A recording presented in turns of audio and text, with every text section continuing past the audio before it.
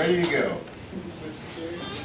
Thanks, guys. Thanks for your patience. Thanks to Han for this. That's the hazardous response team at St. Peter's. We did a great spill response scenario. We're not going to do one this year. We are going to do some other stuff, though. That's the slide we just looked at. Okay, I'm going to show this film again. I showed it last year. Just about 10 minutes of it. I've got a good discussion afterwards. I would like to ask you some questions, though, to think about when you look at this this film clip. There's different phases. You're going to have the notification phase. You're going to have the mobilization phase. You're going to have the spill response phase, or the emergency response phase in this case. And then there's also the aftermath. And so I'm going to ask questions of each one of these. What went well? What didn't go so well? Okay, what was good? What was bad? Okay. So here, let's see how it goes here. What happened? What are you saying? This side works better.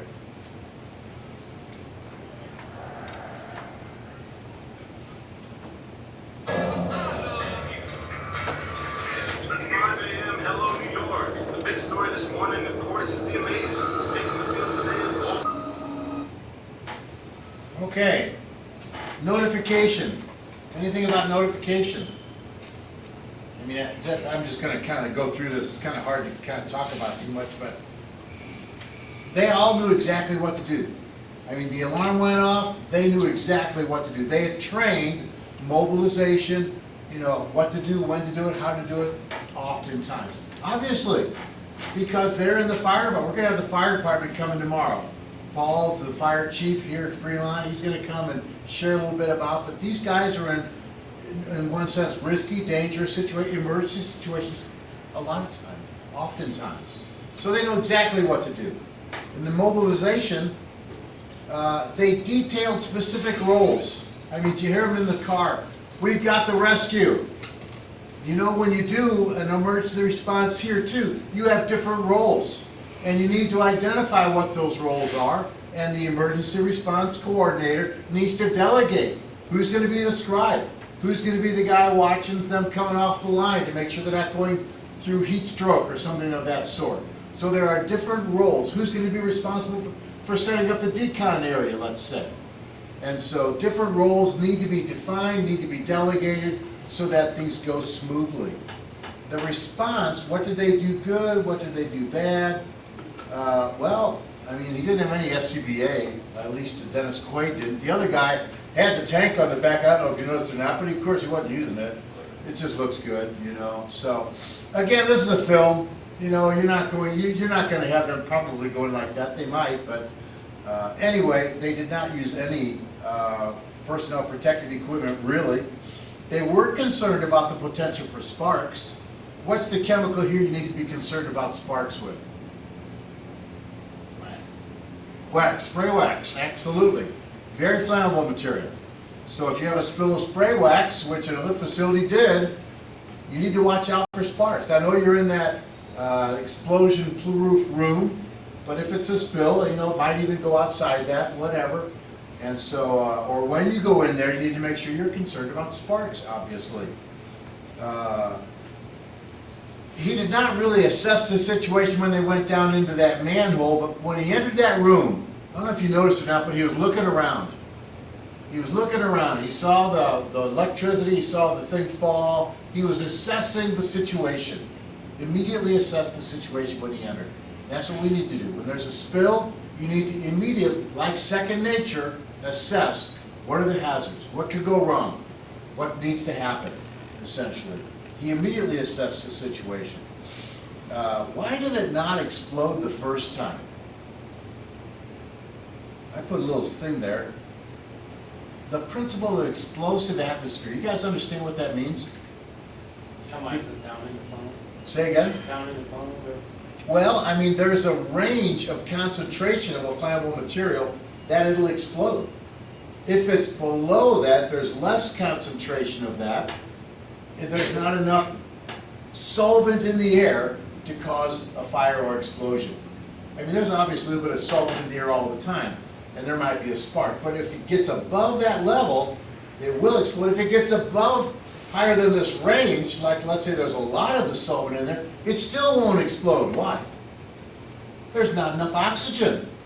So there needs to be a proper mix of solvent and oxygen in this range.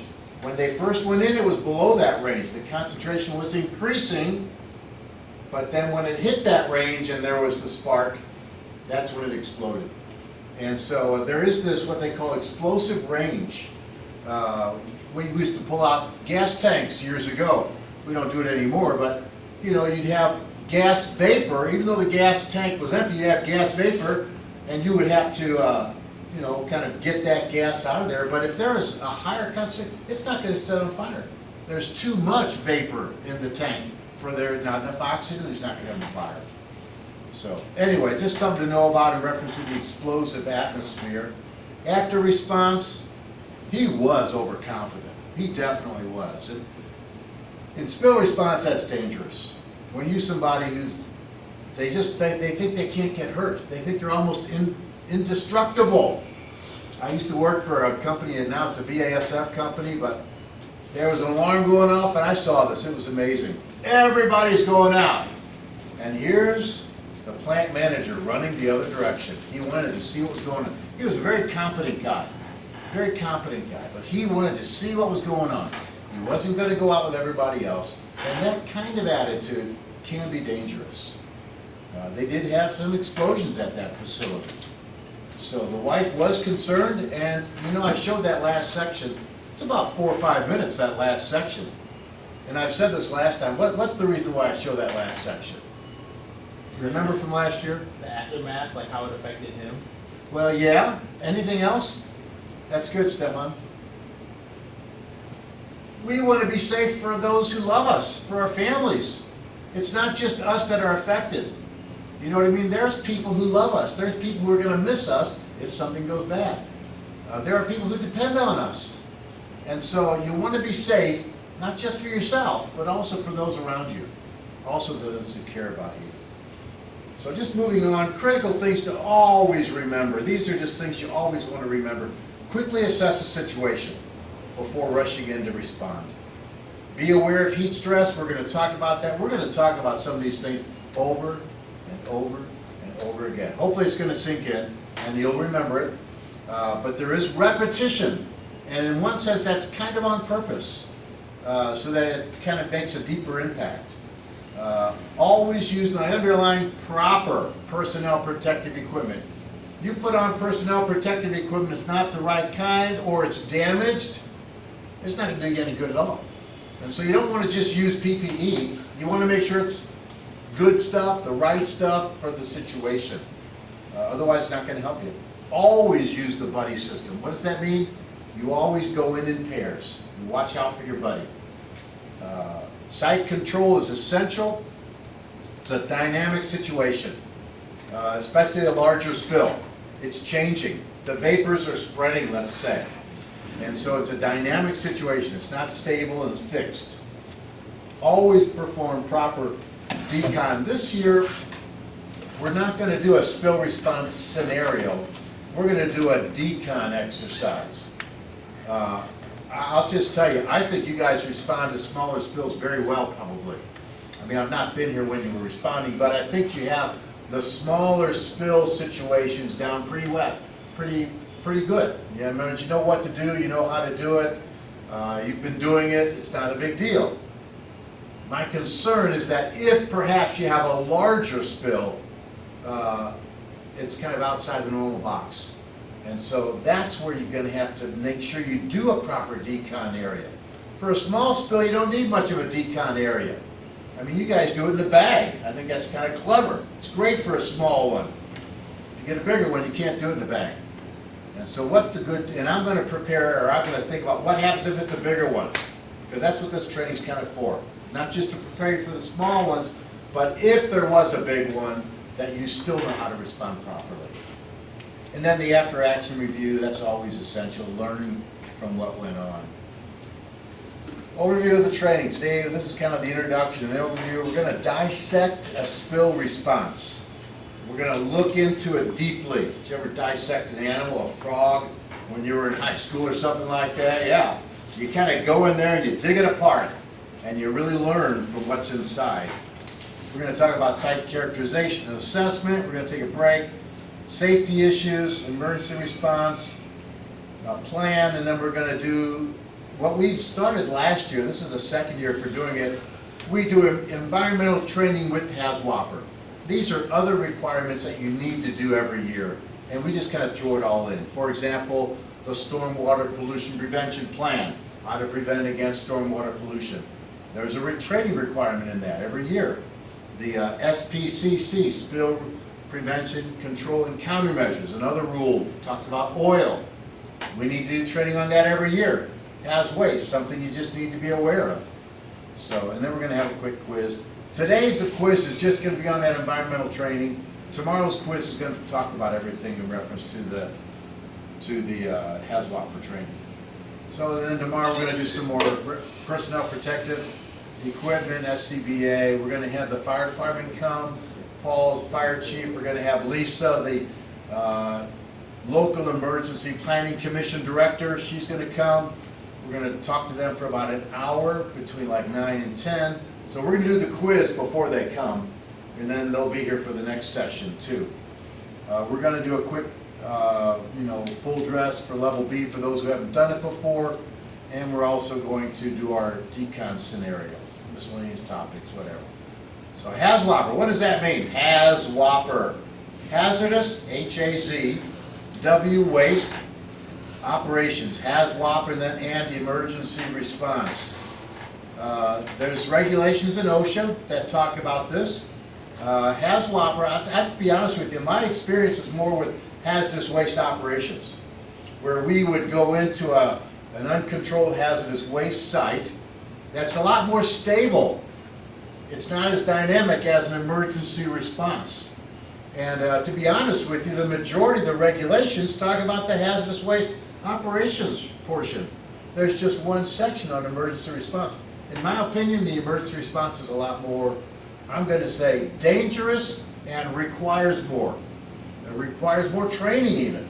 So there is requirements for emergency response, but the majority of those regs talk about hazardous waste operations. That's where my experience mostly is. I mean, you guys are a lot more familiar with emergency response than I am. It's similar, but it's different also. I'll say that. So regulation's been around for a while, about 25 years. HAZWOPER talks about hazardous substances.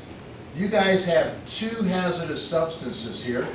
One is TDI, which you all know about. The other one is DEOA, the catalyst, the primary catalyst that you use. So those are hazardous substances.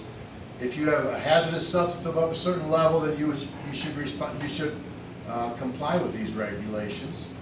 Does require emergency response planning, procedures, how to handle an emergency. Talks about a HAZWOPER team. You don't have to have a HAZWOPER team. There are different levels that you could fall into. Some companies, they have just what they would call awareness level. They're trained to be aware of a spill, and then they call somebody else to do the spill. There's also the operations level, which is what you guys more do. So anyway, medical surveillance is also required. Every year you need to do some kind of medical surveillance. So I'm going to go back to that slide. These are the different kind of personnel in reference to the HAZWOPER. Of course, there's the government, the civil agencies, like Paul, who's going to come tomorrow, like Lisa. If they come on site, they kind of take over the incident commander role. Doesn't mean you're not involved at all. They're going to depend on you, but they are the ultimate authority now. You're going to have an on-site incident commander. They coordinate the emergency response. They have hazmat technicians, specialists. It's going from the highest to the lowest level of involvement. Hazmat technicians, specialists, they require the 8-hour retraining every year, 24 hours or 40 hours initial training. You guys should have all gotten 24 hours. Have you gotten your 24-hour training yet? I did 40 hours way back when. 40 hours is required for hazardous waste, 24 hours is required for emergency response. Again, to me, it's kind of disproportionate. I think emergency response is more challenging, and yet you have lesser training hours. Just my opinion. The operations level means you can respond, but only from a defensive position. You can contain a spill. And then there's the awareness level. The people on the line might fall into that category. If there's a spill of of TDI, they need to be aware of that. They need to know what to do in case of a spill of TDI. Okay, moving on. Dissecting a spill response. The big components, the detailed components. I was talking to a fire chief in Missouri years ago, and he said, you know, the big difference between responding to a fire and responding to a spill is in a fire, you really want to move fast.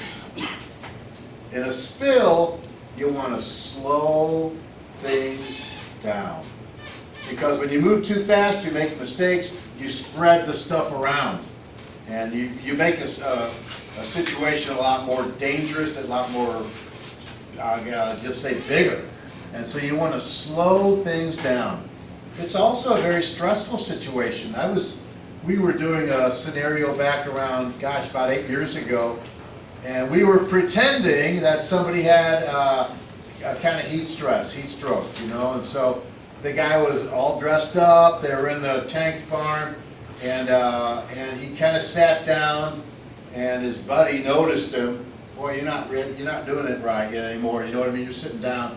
So he helped him out, and then as we left the hot area, the fire department was there to do medical monitoring in this scenario, and the fire department wouldn't touch him until he went through decon. Even though he was in a stressful situation, they wouldn't touch him until he went through decon, because they don't want to spread that stuff around. So he went through decon, and then they started doing some medical monitoring on him. Again, this was a scenario, but the guy said, man, he's got a pretty rapid heartbeat. He was under a lot of stress, and it was just a spill scenario. It was water on the ground, not TDI. Now, if there's a TDI situation, you can imagine it's going to be more stressful. And so it's a high-stress situation. If IDLH could be, isn't always, but could be immediately dangerous to life and health, IDLH. So again, those are just some of the things you need to be concerned about. Some of the big pieces: awareness, notification. We talked about that. What do you do right away if there's a spill? I wouldn't mind hearing, Rob, some of your experiences this last year, maybe a little bit later on, okay? Mobilization and hazard assessment. So once you notify, well, how much of the room do you evacuate? Now you want to mobilize the emergency response team. Hazard assessment. What kind of material spilled? What kind of PPE, personnel protective equipment do you need? Then there's the actual spill response. Contains containment, decon, cleanup, and then there's the post-spill response. So detailed components, we're going to get into a little bit more details now. Awareness or detection of an incident. Is it visual, sensory? Do you smell it? Do you see it? Is there an electronic monitor that goes off in your control room? Is there something that's telling you that something's gone wrong? A warning alarm or something like that. Hazard recognition. I mean, you just need to know how to recognize the hazard, and then there's the notification. This is all kind of the very first stage of a spill response situation. And then there's the mobilization and the hazard assessment. When you mobilize the emergency response team, you just do it on the PA system, right? The emergency response team, where do you meet at when you have a situation like that? Where does the emergency response team meet at? If you were to make an announcement, the emergency response team meet at the... It's all going to depend on where it's at. You don't want to be right at. Right. Good point. You don't want to go right to the spill. You want to be close. Right. The best place to meet, in my opinion, is right by that hazard cart. Right. Right by that hazard, what do you call it, spill response cart. That's a great place to meet. It's kind of close to some of the stuff. sometimes I've recommended keeping it further away, maybe in the storage area, the warehouse area. That's clearly away from the spill. Depending on what kind of spill, where you keep it here, it could be pretty close to where the spill is. I think you're right there by the blending area. If you had a spill of something from one of those tote tanks, and that was leaking out, it's pretty much right there where the spill card is. And so it's still right there pretty much by the maintenance area. And I understand why you keep it there. I know other facilities, they keep it more in the warehouse, clearly remote and away from where a spill would be. And so, but again, that's where you'd meet, right there by the spill, right there in maintenance area, essentially. Proper personnel protective equipment is required. We've talked about that. We'll talk about it some more. Detailed components, spill response. There's many detailed steps in spill response, in the actual spill response phase. We'll see that on another slide next. And then there's the post-response activities. This is kind of an overview. We're going to dive into some of these things in more detail. Proper waste storage. When you have a waste, you want to make sure you store it properly in a closed container, but if it's TDI with some kind of vent, if it's not TDI and it's not going to be reactive, you should close the container. Proper waste disposal, you label the container, you arrange for proper disposal at the right time. You don't leave it just sit there for 6 to 8 months. You should immediately be trying to arrange for disposal. You should replenish the spill response equipment right away. You know Murphy's Law, you have a spill on Monday, you don't replenish the stuff, and then you have another spill on Friday, and you don't have the stuff you need. And so replenish it as soon as you can. Nowadays, sometimes you can order it, and you get it almost the next day, some certain things. So replenish as soon as you can. Post-incident meeting, I would say in documentation, there's 2 phases to that. One is, I think after a spill response, if it's a significant one for sure, try to brief the team right away. Okay, hey guys, what did we do well? What did we not do well? What's our next steps? So even right before you go home, essentially, talk about it briefly, how it went. But then there's within 48 hours, you need to have an official meeting with people who were responsible, people who were involved, like the scribe, like the incident commander. You're probably going to want to have management there. Probably want to have Brandon there. People who are responsible for the facility, because there might be a change to the standard operating procedures or the standard operating training. There might be something that came up as a result of this accident, this spill. That means you want to change things, make it different, make it safer. Okay, spill response details. These are just some things when you go into the details. Stop the continuing release if you can. Maybe you can just turn a valve. Maybe you, if it's a drum, maybe you just roll it up top. I call that the drum roll. You have a drum that's leaking, just roll it up so that that hole's on the top. So stop the continuing release. If it's gone out and it's not contained, you want to contain it.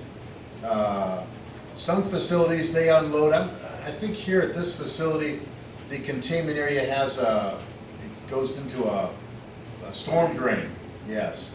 I mean, what if, let's say, I'm thinking worst case, you have a tote tank of the spray wax, and somehow it falls off the forklift, and it's right there by the unloading area. Well, it's going to go down into that. Perhaps going to go down into that storm drain. So where does that go? What do you do next? You know, so you want to contain it if you can. Figure out where that's going to flow to, and get some booms out there to try to stop it from keeping on flowing. If it's a rainy day. There is a valve out there to where chemicals, when they're not loaded, the valve gets shut, so that storm drain gets closed. That's the bulk chemical area, right? Out back here. The bulk, where the TDI is unloaded? Or is that? No, that's over there. Okay, that's what I thought. So there's a valve over there too? Yes. Who knows about that? Only you. I didn't know about it before. But that's something that we should talk about. Where's that valve at? So what you're saying is you could shut off that storm drain, Yes. and you should show us where that's at. maybe when we do our practical or whatever. Because I'd never heard of that before. And so you're not always here, so it's important that others know where that's at. Where is that valve at? In case there is a big bad spill of a tote tank that's flowing down into that thing. That's a great way to stop it. I didn't know about that. If it gets past that, then you need to think about how you're going to contain it in other ways, obviously, too. But that's good to know. Thanks. Okay, moving on. Incident command. Who's the incident commander? Rob, the supervisor, or the shift. There's two people. There's the shift supervisor, and then what's the other one? The team leader. Do you guys have that or not? Different facilities have. We don't different. have one for the Okay. shift. So you have essentially the shift supervisor is the incident commander. Okay. So that's who the incident commander is. If the fire department comes, then they essentially take over that role and you are their right-hand man, essentially. Notification of authorities.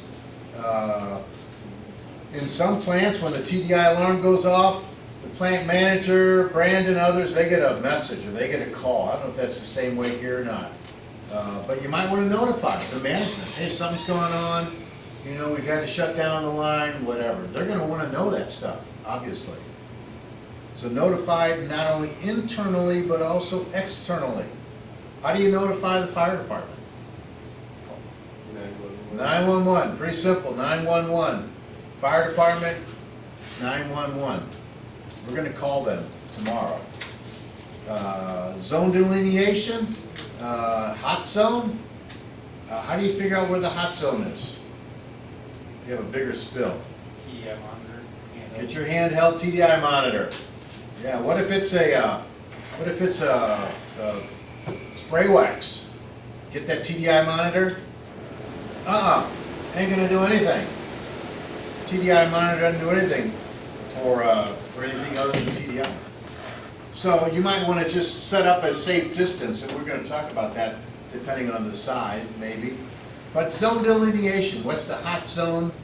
You're going to want to set up a secure area. So you set up your yellow tape to make sure people don't start walking in. Let's say there's a shift change, and in the middle of the shift change, before the shift change, there's a spill. So here comes your new staff, your new workers, they don't know anything about what's going on. You're going to want to put up that yellow tape so that they know they can't go into this area. At that employee entrance area, you might want to put that yellow tape up. Maybe have somebody stationed there so that they can warn them, hey, you know, we've had to shut down, whatever else.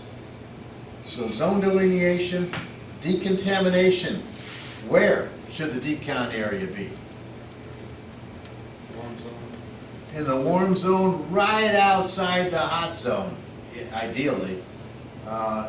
If you have a larger spill and you've got your boots on and you're going and you're accidentally, or maybe you need to, walk through TDI with your boots on, as you go out, you've got TDI on those boots. And so if you're going down the stairs, well then your boots have TDI on it, and so now the TDI is on the stairs, on that upper level there in the tank farm I'm thinking about.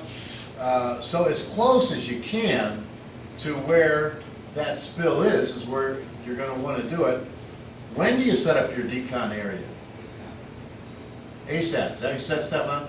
Yeah. And before you send that in anybody, that's exactly right. Before you even send a team in.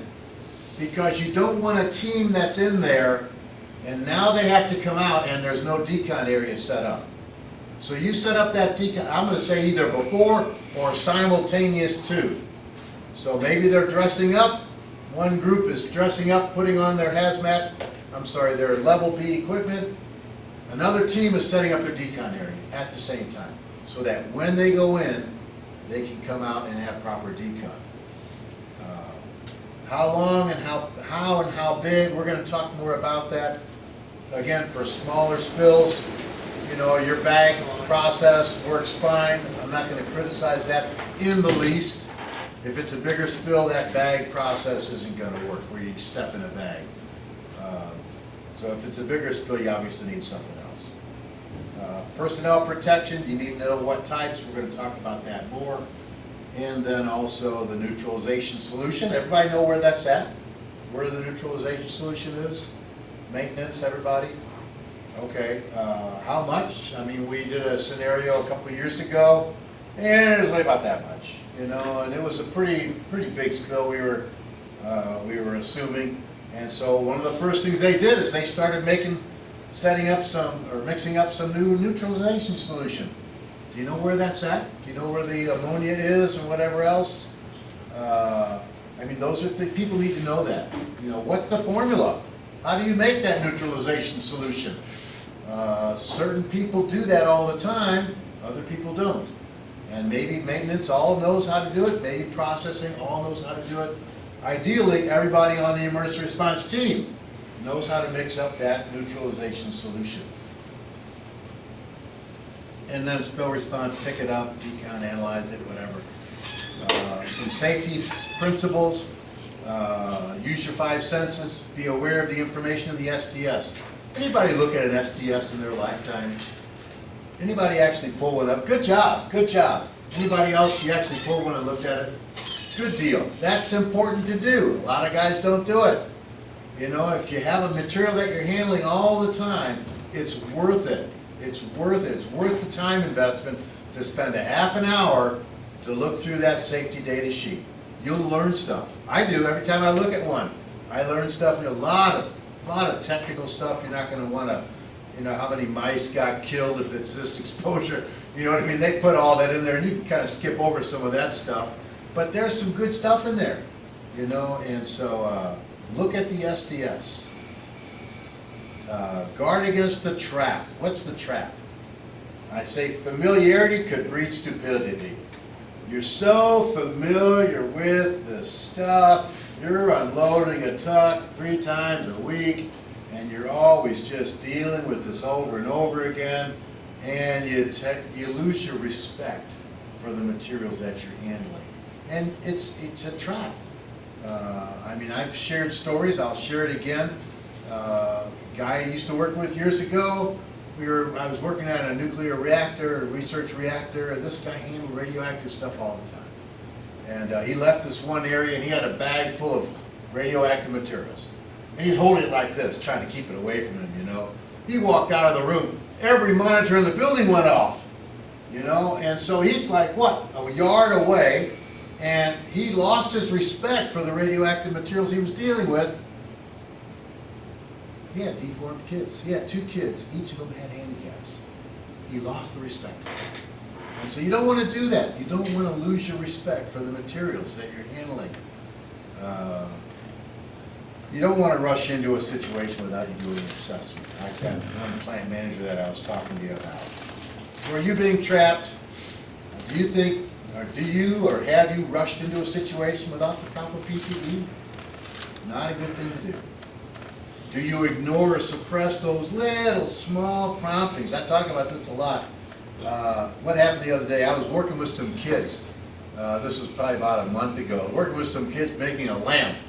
You know, when I was teaching them, we were whittling, we were kind of a homemade lamp. So we were whittling with a knife. These are young kids, 6, 8, 10 years old. And I said, you always want to whittle away. You always want to whittle away. You never want to go like this toward you. Always whittle away. Well, I was doing this one part, and I was kind of doing, and I had this inkling, you know, I'm going around, because I was going down and over toward me, down over toward me. Sure enough, I cut my, where's it at? I cut my thumb really bad, and I had that inkling. I told them not to do this, and here I'm doing it. And sure enough, you know, I went in, and it went too hard, and cut my finger. I've had those oftentimes. I think you do too. You have little promptings. Oh, this might be something I shouldn't do. And I always urge you, try to listen to those little promptings. And I'll be honest with you, sometimes I listen to them, and sometimes I don't. And sometimes when I don't listen to them, nothing goes wrong. I'm still okay. Nothing bad happened. Sometimes I don't listen to them and something bad does happen. And so again, when you get those little promptings, guys, this is maybe not the safest way to do it, listen to it and do something else. It's just kind of training your mind to respond to those little promptings. Don't ignore or suppress those things. Do you want to be, or do you think that you're the man? You can handle it like Dennis Quaid, he can handle it. It's under control, wife. You know, it wasn't under control. You know, and so don't think it's all okay. I can handle it. There are people who depend on you. Do you think a lot of this stuff is unnecessary? I'm going to go on to the next slide. Familiarity breeds complacency. We did two of these, again, large cleanups. It's not like an emergency response. One was at a Quaker Window Products facility. Had hexavalent chromium, pretty toxic stuff. And our plan said when we're out there in this field cleaning up, we should wear a respirator. And honestly, it seemed so unnecessary. I mean, we did it because it was in the plan. Was it really necessary? I don't know. When you're digging up dirt, you get a little bit of particulate. But anyway, we did it. You know, I kind of thought it was kind of stupid. We did the Lake City Army ammunition plant. We have a lot of explosives experience, dealt with a lot of explosives, cleanups of explosives. And this was a explosives treatment facility we were working on. And we weren't demolishing it. They said we had to dismantle it. We had to take it apart piece by piece. And there was a really good Traco operator, and we actually a bulletproof, glass in front of his operator because of the potential for an explosion and something coming his way. It was an interesting job, and all I will say is we were fortunate. You know, we had to neutralize some things a number of times. Things could have gone worse than they did. And again, you want to be aware, you want to be cautious, you want to be safe. You want to intentionally choose to not work too fast, to stick to the standard operating training or procedures, to not cut corners on safety. There's real versus perceived risks. If you have had a problem and you were, I'll say, in a dangerous situation, that might make you kind of timid for the future. Or nothing's ever happened, I've been doing this for so long, it might make you a little risky. And so there's perceived risks, your memory, your experience, that all comes into play. Okay, so how is a spill response? Let me see, Woodbridge. How is a spill recognized in the unloading? Is anybody here who unloads? Unloading person? Chemical handler? Who does that? Reggie. Is he the only guy? Who's his backup? Was Jose, but we think we're training Josh now, right? So Reggie and maybe Josh. I'm just going to say, what if Reggie gets sick? Yeah, that'd be me. Yeah, so you've done it. You've done it a lot? Enough. Okay. So then you would be training somebody else and doing it while Reggie's gone. Right? Okay. Yeah, you always need to have a backup. Ideally 2 backups. Because it's in the situations where something happens to Reggie, great guy, he knows how to do it, he does it all the time, he's very safe, he's very responsible, I know him, he's a good guy. But if he's not there, then your safety, forgive me for saying this, your safety level could go down because you're not as familiar with it as perhaps Reggie was, or you're training somebody else and now somebody new is in there, and so your safety level goes down. Your risk of a bad accident goes up. You don't know as much about maybe the O-ring in there, or how to test the line with the pressure, I don't know. And so again, just be aware, if there is a leak in the outdoor area, you just see it, you come inside and you push the alarm, I would suspect. If there's a leak in the tank farm, if I'm not mistaken, they disconnect the TDI monitor when they're unloading, because it used to always go off, if I'm not mistaken. Is that still true? They don't disconnect it, what they do is there's a bypass switch. Okay. It gets put in. I'm not sure how much Reggie uses it anymore because we fixed the issue Good. that was happening. Causing the volume, yes. The vapors. that was Yes. in, What'd you do? Just curious. I think the exhaust fan needed to be repaired. Yeah, you had to increase the ventilation process, yeah. I mean, I know other facilities, I mean, it's not a Woodbridge facility anymore, but the one up in Romulus, I mean, the guy had his office right there in the tank farm, unloading all the time. I mean, that was just, they had a different situation where there was, I would say, rarely or hardly ever hazardous vapor in there, during unloading or unloading, during unloading or not unloading area, so. Is there a distinct smell to TDI? Oh, yeah. Very much. Yeah, yeah. They say burnt almonds, but. how They got say burnt what? Burnt almonds, but how they got that out of that? Just a little sensibility, you'll smell it. Yeah, so you'll be smelling the stars. So, pressure sensors, maybe there's an automatic shut-off in the processing area. If something goes wrong, ideally, it just shuts off. And so you don't have the perhaps continuing spill. Pressure gets too high, it might shut off. I have a video, I'm not sure we'll have time to watch it, on the Deepwater Horizon situation. It's a chemical safety board evaluation of what went wrong. I think there were 3 or 4 safety shutoffs that did not work. Wasn't just one that didn't work, and they had a backup that didn't work, and then the backup to the backup didn't work. And so, again, bad situation, very, very negative results. Don't rely, the only reason why I say it, don't rely on the automatic shutoff. The automatic shutoff is supposed to work, may not. If it doesn't work, well then what happens? And so those are things that you think through in your hazard assessment. Visual detection of a spill, maybe other ways. What are possible failures for each of these things? They do the risk management program requires you to do what they call a hazard assessment. I think Brandon's responsible for that now. Where you kind of, I've worked with a lot of new attorneys in my days, and I used to initially get very frustrated because they were so negative in the way they thought. Well, they were trained to be that way. They're trained to think of what could go wrong. They're trained to think of how you protect against things that could go wrong. And so that's what you need to do with this hazard assessment. Okay, what if the high pressure shutoff doesn't work? What happens? What's your next backup? What's going to, is there going to be, I don't know, whatever. And so you kind of think through those negative possibilities. Multiple problems, again, RNP, test electronic controls regularly. I don't know, do you ever test the high levels on the tanks? Every year? How often do you do it? Once a year? Before each offload of the truck. You'll bring it up to make sure it goes off, you mean? No, what happens is there's a key switch. So when you hit the key switch, it'll automatically let them down so that the high. So it'll spray something out? Okay, that's nice. So then it'll see if it goes off.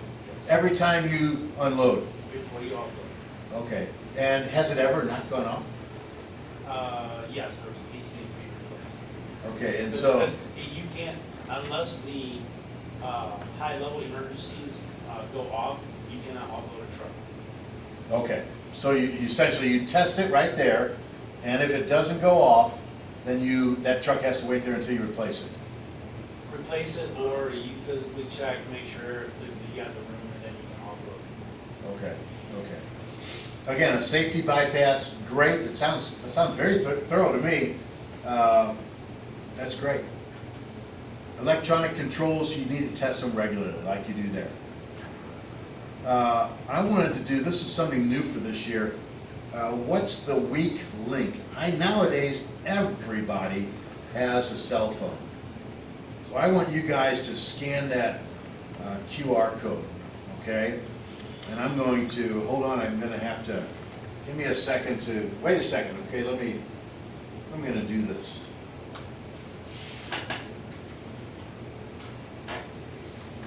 Okay, that's still up there, that's good. That's still up there, that's good.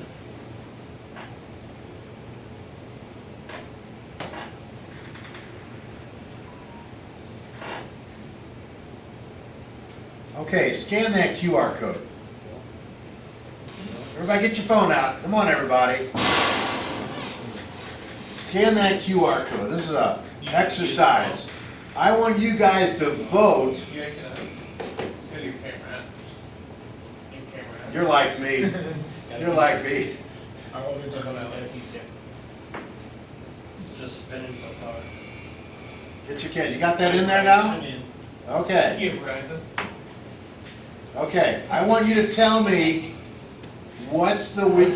You're not going to do it? If anybody's got Verizon phones in here, it's not going to connect up. You're kidding. No. Well, I'm in AT&T. I'm in. Why doesn't Verizon let you do it? Something to do with either the. Who's connected? Who's not connected?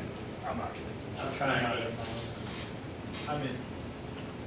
How many are in? 1, 2, 3, 4. 1, 2, 3, 4, 5. So you two are not in, because you cannot do it. Hey, just in the Verizon, the service in this plan does not The work. signal is very weak. And you can't do it, or you're just not doing it. Oh, there's somebody. This is the weak link. Tell me what you think the weak link is. Everybody should vote. Everybody who's in should vote. What's the weak link? I've only gotten 1 vote so far. What could go wrong? What's the worst thing that could go wrong? I'm talking about a big spill. What's the weak link? Verizon. Right. We don't inspect it. What's the weak link? Am I supposed to submit this? Yes, tell me what your weak link is. What do you think? What do you think? Rob, what do you think? I'll vote for you. What's the weak link of those 5 things? 1, 2, 3, 4, 5. What's the weakest link? In other words, if there was a big spill, what's most likely going to go wrong if something's going to go wrong, and what are the worst consequences of it? Assessment. Yeah, I think Assessment? on a big scale. What do you think, Rob? I want to vote for you. I think, response. Actual spill response. Okay, I've only got 5, 2, 3, 4, 5 votes. Anybody else? Who didn't vote that's connected? 1, 2, 3, 4, 5? There should be 1 more. Are you ready to, are you getting to vote? Okay, assessment. Is that what you said? Okay. Okay, here we go. I'm going to try to show you what the results are.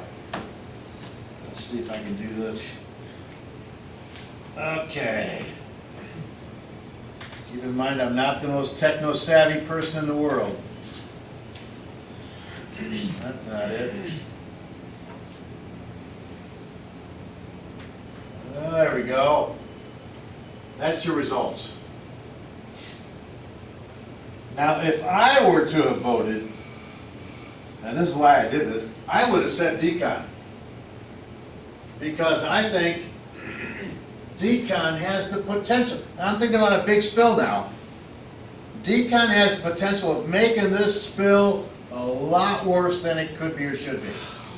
Because you're spreading, you're taking the stuff, and it's, it's being spread around the plant.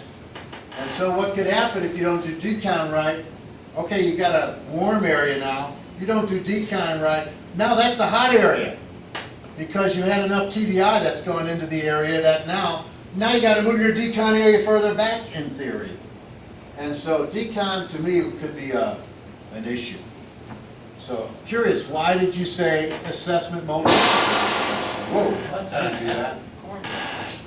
Everybody awake? Give me some feedback. Who did assessment mobilization? Why do you think that's a weak link? If you're not prepared to mobilize, like you said, it's in a hot zone, you're not prepared, neutralizer ain't filled, cart ain't stocked, you can't mobilize to do anything. Okay. Take a 5-gallon bucket of water and dump it on the floor and have everybody guess how much liquid it is. What's your thoughts? And everybody's gonna guess a lot less or a lot more, either or, of what that 5 gallon, nobody's gonna have a good guess. Yeah. It's hard. It's hard to make that guess. Yeah. Okay. So assessment, mobilization. Who said post response. Any thoughts on that? Why is that the weak link? Because at the end, most of the time, everyone kind of evacuates or disappears to do their thing, clean house Okay. or change or whatever. And they kind of forget about that maybe. Okay, and maybe, I'm gonna add to what he said, maybe nothing changes. You know, you have an accident, you have a spill, you have something that goes wrong, whatever that might be, you respond to it, but you don't think about what went wrong and what should change, so it doesn't go wrong next time maybe. So there's no change to the standard operating procedures, let's say, or the equipment or whatever. Okay, might happen again then. Any other thoughts? Weak links. Okay. I have some more slides where we'll vote as we go, okay? You're missing all this fun, you guys. I'm gonna let you vote, okay, Rob? Let's see if I can do this. Did I submit mine? Okay, that was another one. I gotta have Please, no. Okay, here we're gonna go to the next slide. You ready? I can give you service. Okay, here you go, Rob. I want to get your input. So with these slides, we have a number of slides just like this. Likelihood of changes, of challenges in the detection or notification. What's the likelihood of some problems there? Low, high, or medium?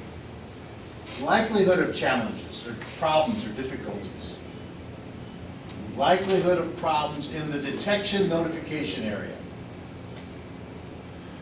Likelihood of problems. Okay. I'm gonna keep all this stuff and analyze it tonight, okay? Everybody done? Everybody not, one more vote coming?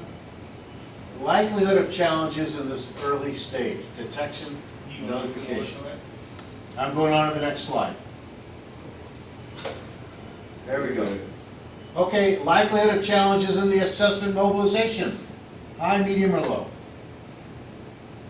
Likelihood of problems in the assessment or mobilization. Ooh, a lot of people said that's pretty high.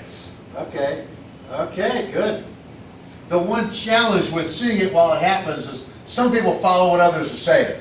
Okay, if they've seen 2 or 3, they're going to say that too. So try to think for yourself. What are the challenges or possible problems in that area? Okay, here we go. Next one. What about the decon area? Likelihood of challenges. And I'm talking about a big spill, not just a little one. Okay, There's always be a lot of problems with those sessions. Okay, there we go. One more, I think. Likelihood of problems or challenges in the spill response and cleanup. Likelihood of problems or challenges in the spill response and cleanup. Thinking of a big spill now, not just one in the port head or anything like that.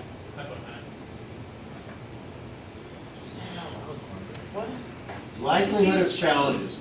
Are you well prepared? If you're well prepared and you know how to deal with a spill, even a big spill in this area, then that's fine. And it's be low or medium. One more? Okay, there we go.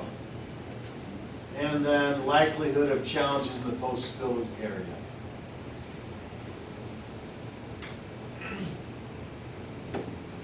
Waiting for a few more. 2 more, I think. Okay, now, when we do, what do they call it, crisis management plans, what you'll sometimes do is you'll have the likelihood on one line and the negative consequences on the other line. So if it's likely going to happen, but the consequences are low, it's not that big a deal. Okay, it might be here in the little graph. But if your chances of it happening are high and the consequences are high, then you're up here. And that's more significant.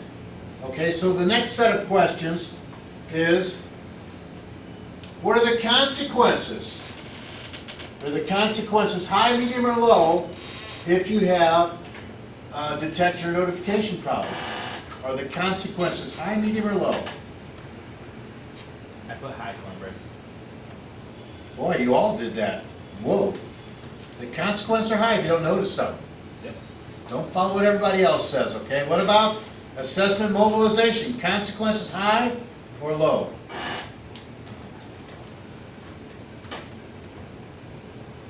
Somebody else or not?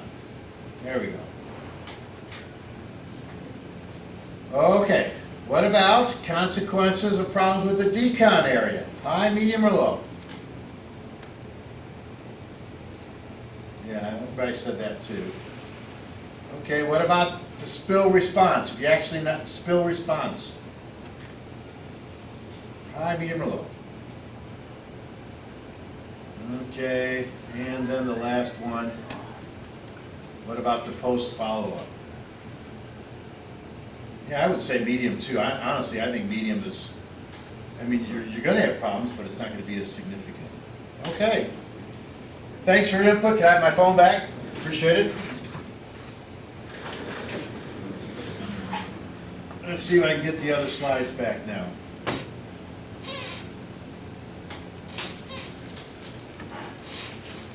Give me a second here.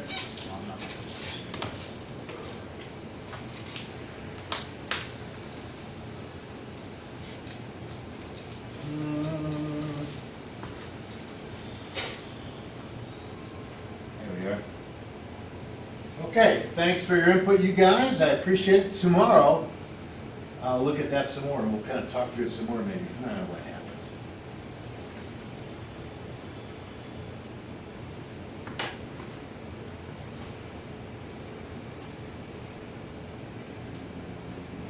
Okay, section 3, site characterization and assessment. I know some of you guys have been here all night long, and I know you're tired, and I understand that, and I appreciate that a lot. Involvement, questions, speaking up, discussing things is going to make this time go better for you. We'll just get more out of the time, and you'll be able to stay more alert. So I said that because I'm just going to be going through a lot of slides quickly. And so stop me. Okay, if you have a question, if you have a comment, if you have something you want to share, just let me know, okay? Immediately after a spill, the site assessment steps, talk to the people who first became aware of it. Okay, they've come and talked to the shift supervisor, okay? Find out what they see, what they've seen. You might need to re-enter them. But when you re-enter, you need to use proper personnel protective equipment, obviously. You might want to use your handheld monitor. Everybody know where that's at? Where's the handheld monitor stored at? You know, Stefan? Where's the handheld monitor? You're a processing guy. It's in maintenance, isn't it? In the maintenance, yeah. Where? I asked you intentionally because you're processing and not maintenance. On the hazmat car? Where's it at? I don't know specifically in the maintenance shop. Right outside the man door, on top of the cabinet. So we should look at that when we do our little practical, hopefully, so everybody knows where it's at. Is it hard to use? Turn it on? Is it plugged in, charged up? Hey, it's charged. It's charged, okay. Some people leave it charged up all day, leave it plugged in all the time. You guys put it in the case, I guess? Yeah, but it should be charged. Okay, how do you know it's charged? Just put you on the spot. It'll let you know. It'll indicate it. Has it ever been put away uncharged? Hopefully not. Hopefully not. We've also got tools, so one. Where's the other one at? Right beside it. Okay. I mean, if the battery dies on one, we have another. Yeah, I guess I'm always thinking worst case, you know, what if they're both dead? You know what I mean? But anyway. So anyway, yeah, so you know where that's at. Hopefully you can get that, you know how to use that. Estimate the amount released. I think you're right in that 5 gallons is it's hard to estimate how much was really released. The reportable quantity for TDI is 100 pounds, I believe. 100 pounds. How much volume is that? What's the specific weight of TDI? Anybody know? How much does a gallon of TDI weigh? You know, the water's what, 8 pounds, so Yeah, water's about 8 pounds, TDI, I think it's about 11 pounds, if I'm not mistaken. Something like it, heavier than water. Okay, so 11 pounds, let's say 10 pounds, so you're looking at about 8, 9, 10 gallons. A little bit, maybe two 5-gallon buckets full would probably for sure be over the reportable quantity. Okay, if it's less than that, you don't need to report. If it's over that, you need to report. But really, technically, only when it's in the environment. If it's totally contained, which it usually is at this plant, you still don't need to report. But would you want to? If you spilled a 5-gallon bucket of TDI, Report it to who? well, that's a good question, you tell me. I mean, how do you report?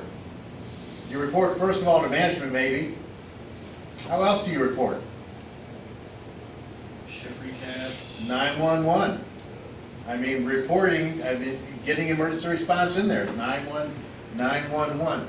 I'm curious, I don't think if you dial 911 that they always notify the EPA or the Ohio EPA. I don't think they do. Sometimes they do, sometimes they don't. Technically, if it's more than 10 gallons or 9 gallons, you need to report to the Ohio EPA or the US EPA. Don't trust them to do it. Go ahead. You're saying if it's not contained? Technically, if it's in the environment, which is outside the plant. It's outside. Right. Yes. So let's say, I'm going to give an example. Let's say we are unloading and you forgot to close that valve that goes into the thing. So it goes down the sump and somehow ends up out in the waterway. That's clearly in the environment. So then you would definitely want to, you should notify EPA and the Ohio EPA and not trust that the emergency response team will. They say they will. You know, they say, oh, we will, but I wouldn't trust them. I'd do it anyway because you're obligated to them.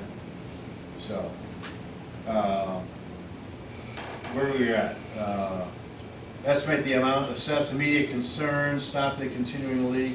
We just started talking about handheld monitors. Sorry. Estimate the amount released. You're right, it's hard to do that sometimes. If it's totally contained, it's not as critical, but you're still going to want to probably know. Estimate. Assess the immediate concerns. Do you need to evacuate the whole plant? Do you need to shut down operations? Maybe. Stop any continuing releases if possible. Ideally, you just depressurize the system. Let's say if it's unloading. If you depressurize the system, it's going to not go down to zero immediately. It's going to slowly go down. And so you might have a continuing release, but it will stop eventually if you depressurize it. If you can turn a valve, that's even better. That's kind of a positive shutoff. After re-entry, report in detail to the incident commander, who then assesses the notification needs. Address any immediate concerns as much as possible, and then set up proper security. We're going to show a slide, I think, later on today about if there's a bad spill outside, it could affect your neighbor, your parking lot area next door.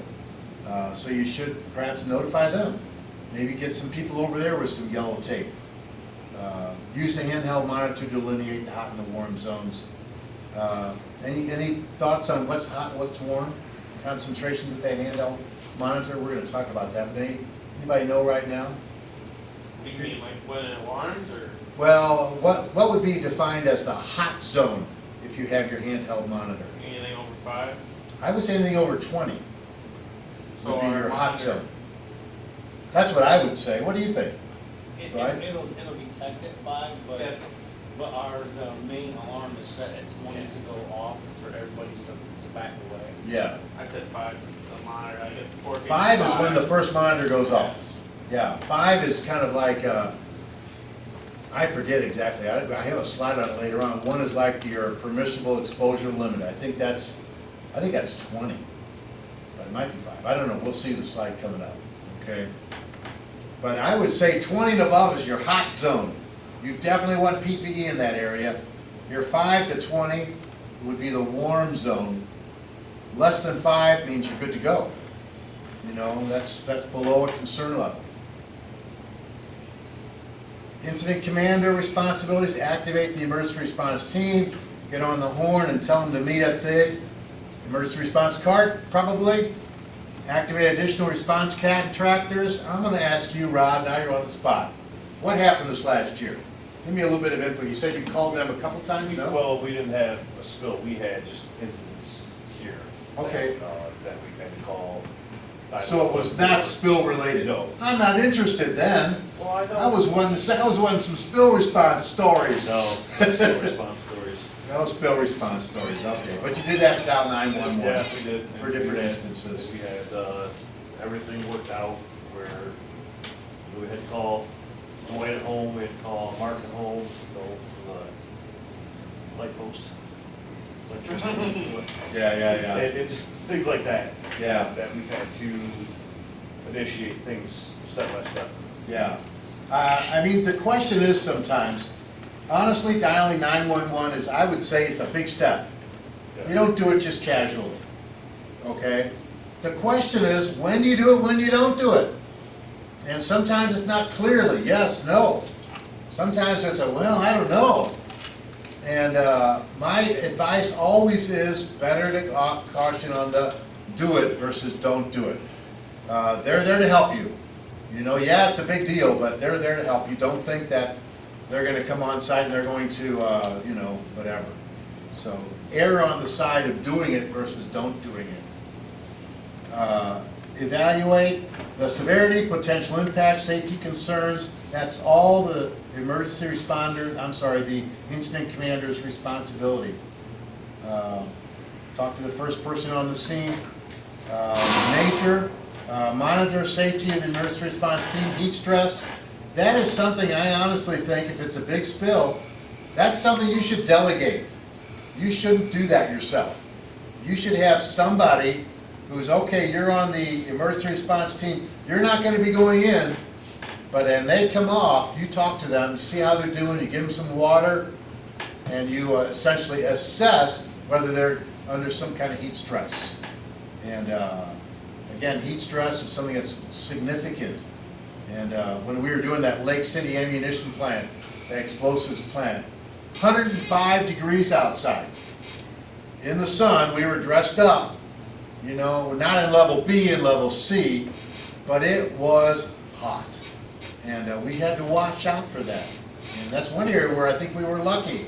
Nobody had really heat-related problems. But we monitored people going in and out, how long they were in, how long they were not in. So, and we drank a lot of water. Be diligent with the PC, personnel protective equipment and the decon procedures. Confirm the safety aspects of the site, need for personnel protective equipment, communicate with the superiors. These are all incident commander responsibilities.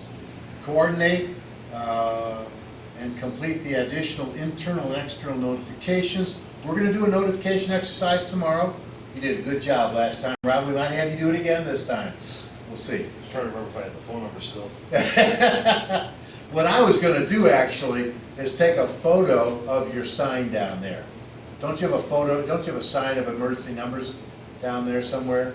In the is it in your room? In the what do you call it? Yeah. So maybe I'll get a photo of that and put that up here. Do you have one in maintenance too? A list of emergency numbers? I think it's on their office. You know where, you don't know for sure? I believe it's on my board. Okay, yeah. Anyway, just to see what those numbers are. It might be a little easier. Honestly, I'm curious if they're right. You know what I mean? Make sure they're right. That's good to check it out just to make sure that they're right. Is there one by Reggie's bench? What? I was asking if there's one by Reggie's bench. I don't know I've either. got one by my desk, but I can't remember if I still have, because I had all the, Ohio I had EPA, Ohio EPA's. US EPA, yeah. Yep, I had all of them. Yeah. I mean, last year, I think we used the phone, Yeah. and it worked out okay, Yep. but I'm just curious if the ones actually on the paper are the right ones. And so this year, I think it'd be better to use the ones on the paper. Let's see what they are. In theory, it'd be quicker than searching online. Coordinate with emergency response team, ensure proper decon is established, big, bold, yellow before entering the hot zone, and then direct the response and cleanup operations. 15 more minutes and we're gonna take a break. Neutralization of TDI,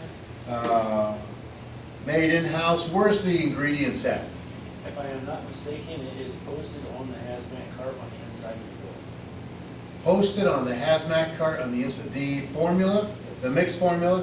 What about the materials? Where is the detergent and the ammonia? The one's on the hazmat cart and the other one is over by the office. So you have some bottles in the hazmat cart. 2 barrels. 1 barrel on the hazmat cart and 1 barrel over by Rex. Okay, now what if the barrel's low? That's what I'm asking. Where's the raw ammonia, the raw detergent that you put in there? Do you know what I mean? Where do you store the raw materials to make the blend? Let's say it's too low. There's a spill, it's too low, somebody has to make some new stuff. Who makes it usually? Reggie Reggie? normally makes it. He normally lets me know if I gotta go to the store to get some whatever, but I don't know if he has any in-house or. So you don't know if you have any stored I in-house? don't know. Okay. That'd be good to ask him. That'd be good to know because to me it's worthwhile to have 2 or 3 bottles of ammonia, 2 or 3 bottles of detergent that you would normally use to mix. What do you do? Just, do you know one of each in I the would drum? have to look at this. Yeah, Reggie, I'm sure would know. So, anyway, it's good for everybody to know that, how to mix that stuff if you need to. Again, there was one spill scenario, not an actual spill, and it was pretty low. Now, on a normal spill, that'd be fine. If it's a big bad spill, it's not gonna be fine, you're gonna need more. That goes down to another one of my, I'll say pet peeves, is I've seen sometimes a pretty big spill, and you've got your little pump up, what do you call it, herbicide spray, and you're well, if you've got 5 gallons down there, that is gonna do nothing. You're gonna have to add more neutralizing agent. And so don't just think, okay, it's a small spill, there's 5 gallons down there. No, you're gonna have to use more. I have one video here, I'm not sure we'll watch it, but they had a pretty bad leak inside of a drum. And they had a bucket of the stuff, and they're just kind of emptying out the bucket in there. Because, go ahead. The thing with that is we will wipe up the TDI first and then whatever goes in the barrel, we will add and neutralize it within the barrel. Because to me, if I have 5 gallons of TDI on the floor and then I dump another 5 gallon of neutralizer on the floor, I just spread out my area. Okay, I understand. So what you're saying, and I'm not saying that's wrong, what you're saying is you would pick it up as TDI and then neutralize it in the drum. And then that way what's on the floor is the residual, and That's when you're Yes. with a little bit of spray. Yes. Okay, I understand, and that's not a bad idea. I have seen both situations where you're actually neutralizing it on an outside cleanup where they actually put down like vermiculite or kitty litter or something like that.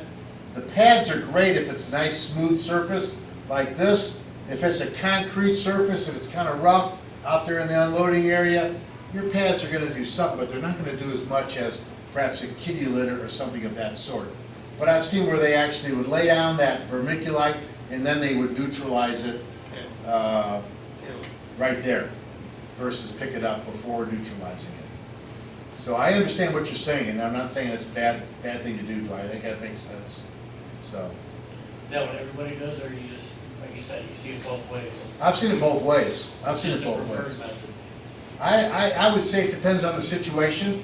I think what he's saying makes a lot of sense inside. Inside, and let's say it was in that surge area. One of the times we had a spill scenario inside that surge area, we dumped some water in there. And in that situation, boy, those pads they pick up great. You know, and you'll pick it up, you put it in your drum, and then you'll add perhaps a bucket load of neutralizing agent in the drum. You don't really technically need to, but I think it's better to. neutralize it before you ship it off-site. There's always the question, does it all get neutralized? Probably not, you know. So, anyway, I would say some of the pros and cons are, and I'm kind of thinking off the top of my head, some of the pros and cons are, as soon as you neutralize it, you diminish the vaporization process. And so you're going to be then emitting some CO2 and not TDI vapor. And so, I'm gonna disagree with that. okay, Because when we are over there and you put neutralizer on that with the reaction, the vapors seem to be more, and the TDI monitors will go off a hell of a lot more and a hell of a lot higher. when you neutralize it? When you put, with the reaction that's going on. Okay, okay, well, you might have more experience on it, I'm not gonna disagree with you, so, that's what I would think though, if you neutralize it, you're gonna inhibit the vaporization, but maybe that's not true. Because when we used to, like, when we was changing filters out on the skids out there, after we was done with everything, because there's always a little residual, but since then, we have, you would neutralize the skid itself, and then the vapor, it just took forever to To get down, neutralize? to get down to a good number. Yeah, So then we started putting plastic down and getting all up underneath, and then put absorball down, and then we'll change the filter out, and and whatever is- drips down stays on that stays plastic. on that plastic, Okay. easy cleanup, it gets into the barrel, it neutralizes it in the barrel, and you wipe down whatever little bit of excess that you have, that say like on the filter housing itself. Okay, But when it used to get on the, ground, on the skids, yeah, it took forever to come down. okay, okay, well, that's good, good experience. So, bottom line, let me just repeat, what you guys do is if you're opening up a valve or a fitting or a filter, you're gonna replace something, there's gonna be some that's gonna come out, you'll put plastic down, and you'll put like Absolutely. vermiculite, or what do you put, like a pad down there? Like Those a- yellow pads, Okay, those yellow pads on top of the plastic, on top of plastic, you'll let the TDI go down in there, if it goes and down. you will not neutralize it there then. You'll pick it up and wrap it up as TDI.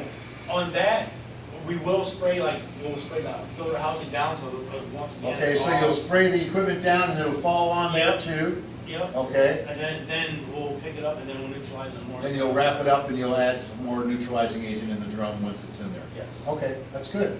You're teaching me, thanks. That's good.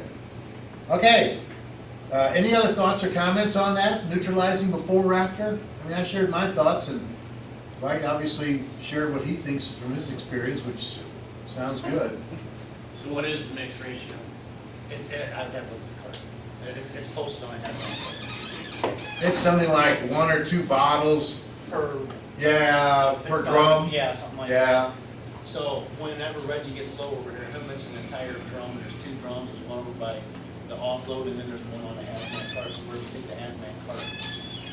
The whole mixture will be right there with you.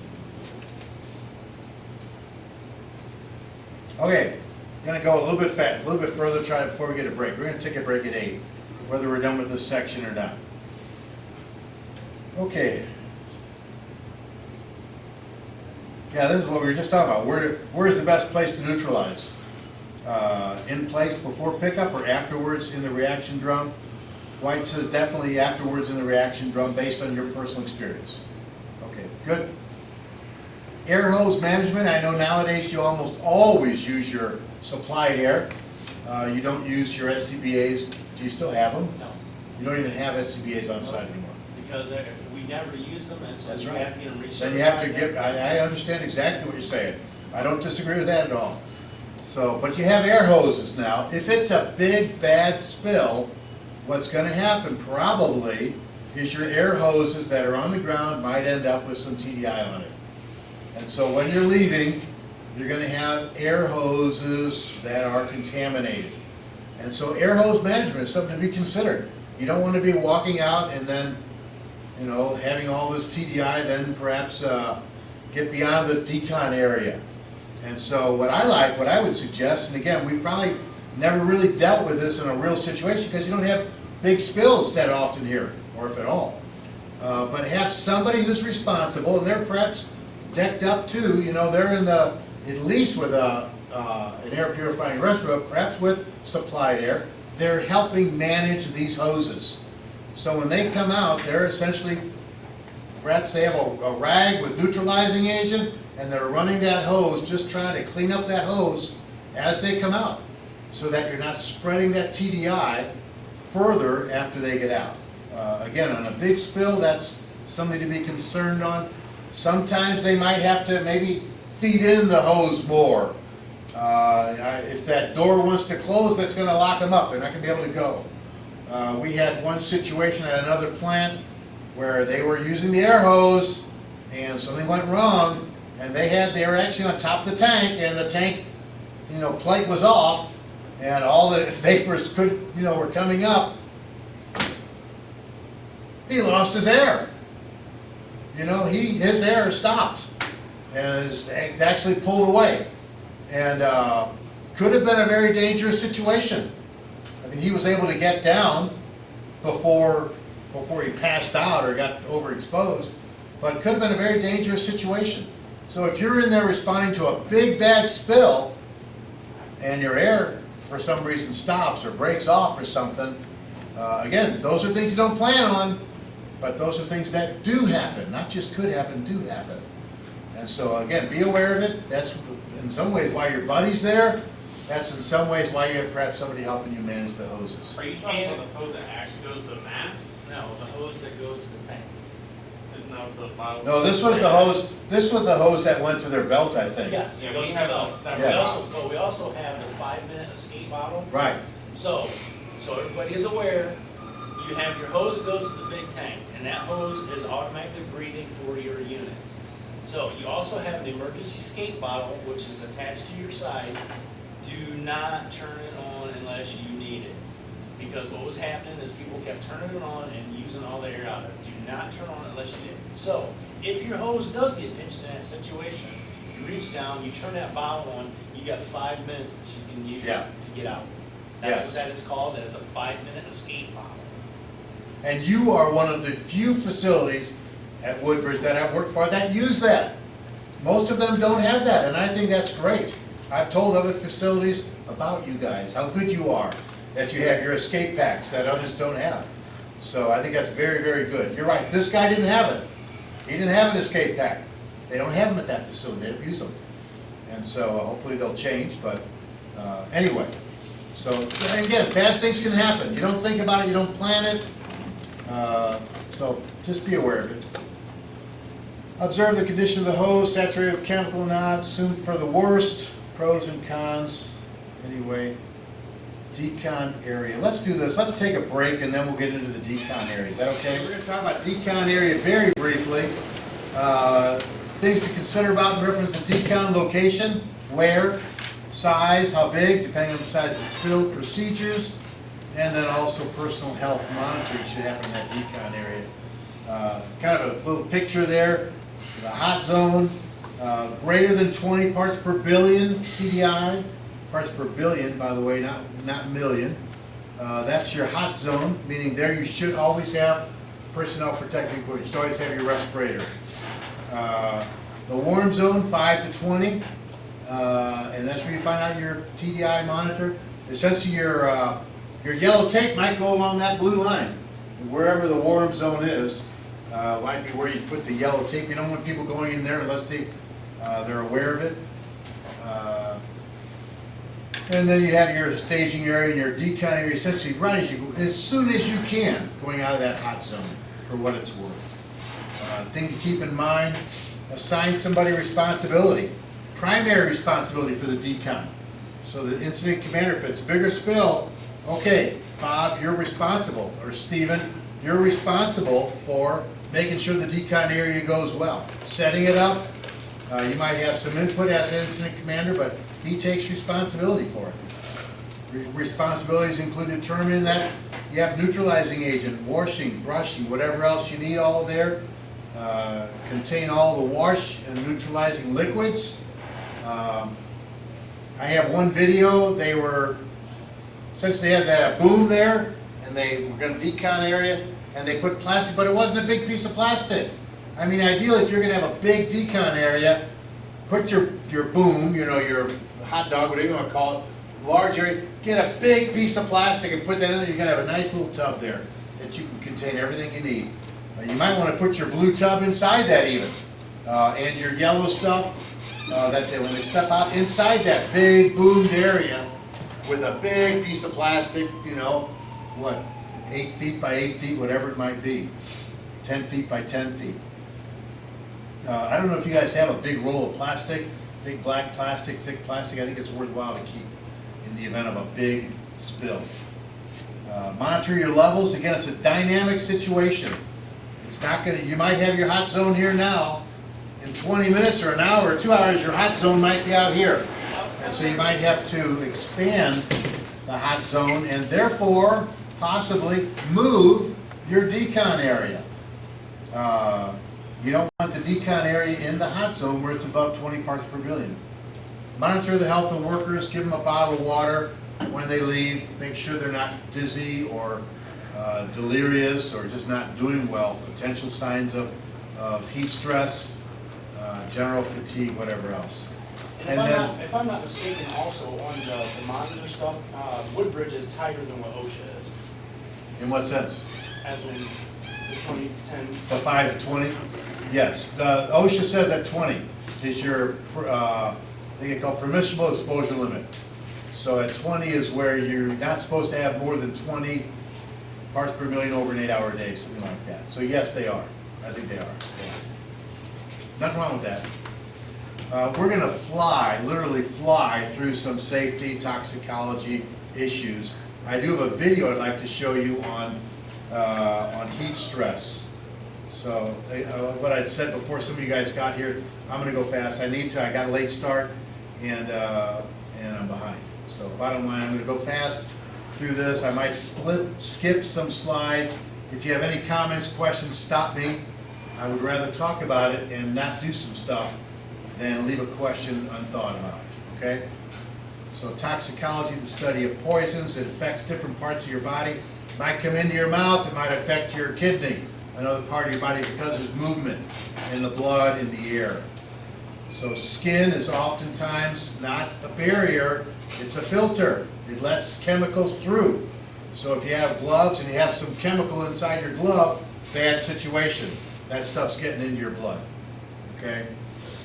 General principles, general chemical exposure, burning, nausea, rashes. These are symptoms of overexposure, coughing, teary eyes, obviously eventually cancer if you have a regular exposure, respiratory diseases, dulled sense. If you're constantly exposed, regularly exposed to TDI, it dulls your sense, your sensitivity to it. And so that is one of the more significant consequences of a long-term TDI exposure. May not produce obvious signs right away. Chemical exposure factors, how concentrated it is, definitely important. But again, a low concentration over a long period of time could have some negative effects. The type of chemicals, obviously some are more toxic than others. How it gets into your body, a lot of different ways. Inhalation is probably the most common, but also skin absorption, eye absorption are also ways that chemicals get into your body, and then also how long you're exposed to it. A low concentration over a long time could have a negative effect. A high concentration over a short time could have a negative effect. Other influencing factors, if you're smoking, if you're drinking a lot, if you're taking some kind of medicine, even your age, even your sex, these affect how your exposure affects your body. Heat stress, some indications, we're going to talk about that, how to prevent against it, how to treat it. That's a good slide. One thing I think is on the test, that last line down there, heat stroke is very serious. Heat exhaustion is not as serious. Heat stroke is a 911 emergency. Sometimes people pass out, sometimes they don't. But it is a life-threatening situation when you have heat stroke. And one of the questions on the test, I think, is heat stroke is a fast, strong pulse, or is it a fast, weak pulse? So heat stroke is the strong pulse, okay? If you're taking somebody's boom, boom, boom, boom, boom, boom, boom, well, that's concern. If it's a weaker pulse, it's more heat exhaustion. Here's a good video. It's new for this year.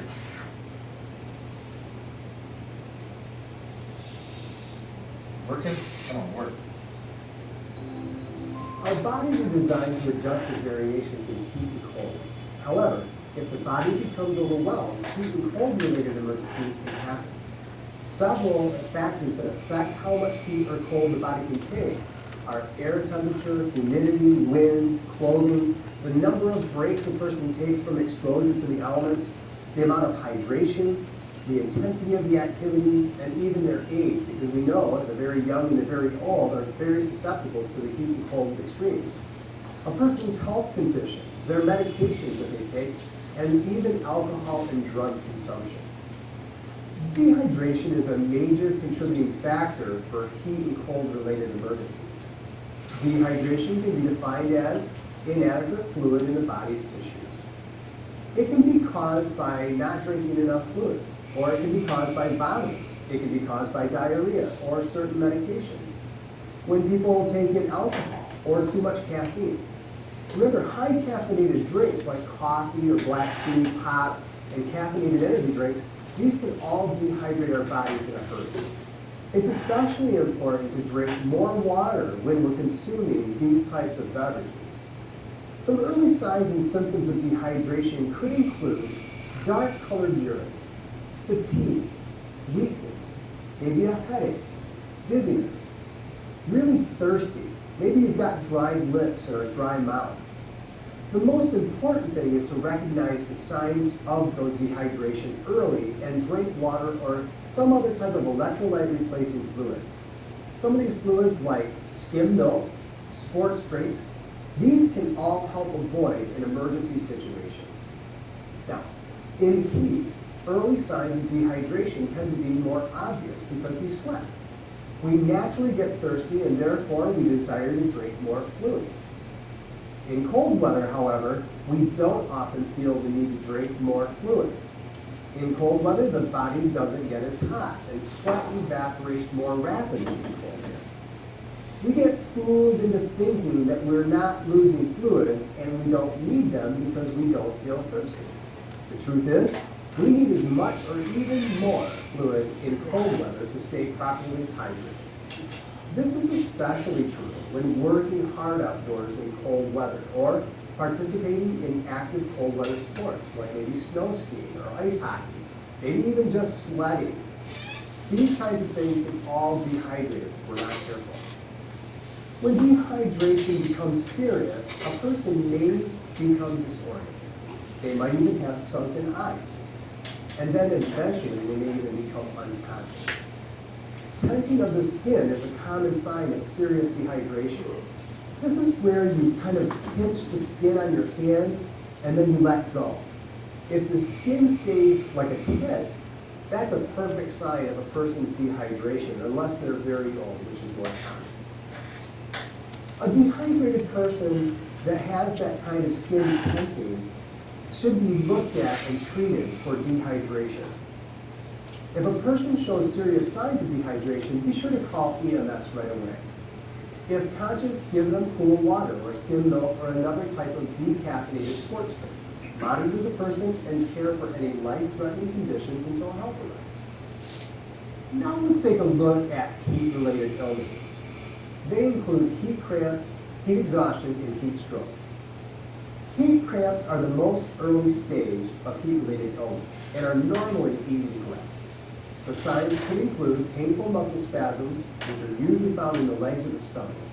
This is pretty common, especially during outdoor sports or other activities in the heat of the summer. We care for those heat cramps by moving the person to a cool place to rest. Just have them drink some water or some other type of electrolyte-containing fluid and gently massage the sore muscles while they stretch their muscles. Heat exhaustion is a more serious condition than heat cramps, but it doesn't usually become an emergency if it's treated early. Heat exhaustion occurs when a person is exposed to a hot environment where fluids are lost through sweating and they're not replaced. The signs and symptoms of heat exhaustion could include things like heavy sweating. Maybe they're dizzy or they've got a headache. Maybe they're feeling nauseous or even vomiting. Maybe they've got those muscle cramps we talked about. Their skin is normally pale and moist, sometimes even bluish, but it also can be flushed. If you see the signs of heat exhaustion, be sure to move the person to a shady or air-conditioned place where the air is circulating well and maybe cool down. Maybe you loosen their clothing. Try to apply cool, wet cloths, especially to the forehead or face. Spray them with water and then use a fan. If the person is conscious, give them small amounts of cool water. You can even give them ice chips or any other hydrating drink. The person should not drink large amounts of water too quickly, as this can always lead to vomiting, which kind of defeats the purpose, as they then get rid of fluids. If the person doesn't feel better soon, or doesn't show signs of improvement in about 5 to 10 minutes, or they even get worse, be sure to call 911 or your local emergency medical services. A life-threatening heat-related condition is called heat stroke. At this point, the body has progressed past heat cramps and exhaustion. The body is so overwhelmed with heat that it can no longer cool itself. The body temperature rises quickly, sweating stops, and the brain and other vital organs begin to fail. Heat stroke includes the following signs and symptoms: hot, red, dry, or moist skin. A person's skin may still have some moisture on it from previous sweating, but the body has stopped sweating at this point. Extremely high body temperature over 103 degrees Fahrenheit or 39.4 degrees Celsius. They usually will have a rapid heartbeat and their respirations are very fast. Confusion usually starts to set in and they may even have nausea, dizziness, seizures, or even become unconscious. If you see the signs and symptoms of heat stroke, the priority is to get advanced medical care and cool the body as quickly as possible. Call 911 or your local emergency medical services number. Move the person to a shady or air-conditioned place where the air is circulating. You can cover the person's body in towels soaked in ice water or cool water, and then cool the person by even immersing their body in water up to the neck. A bathtub works great for this, but if you only have a nearby stream or creek, use caution, but that works as well.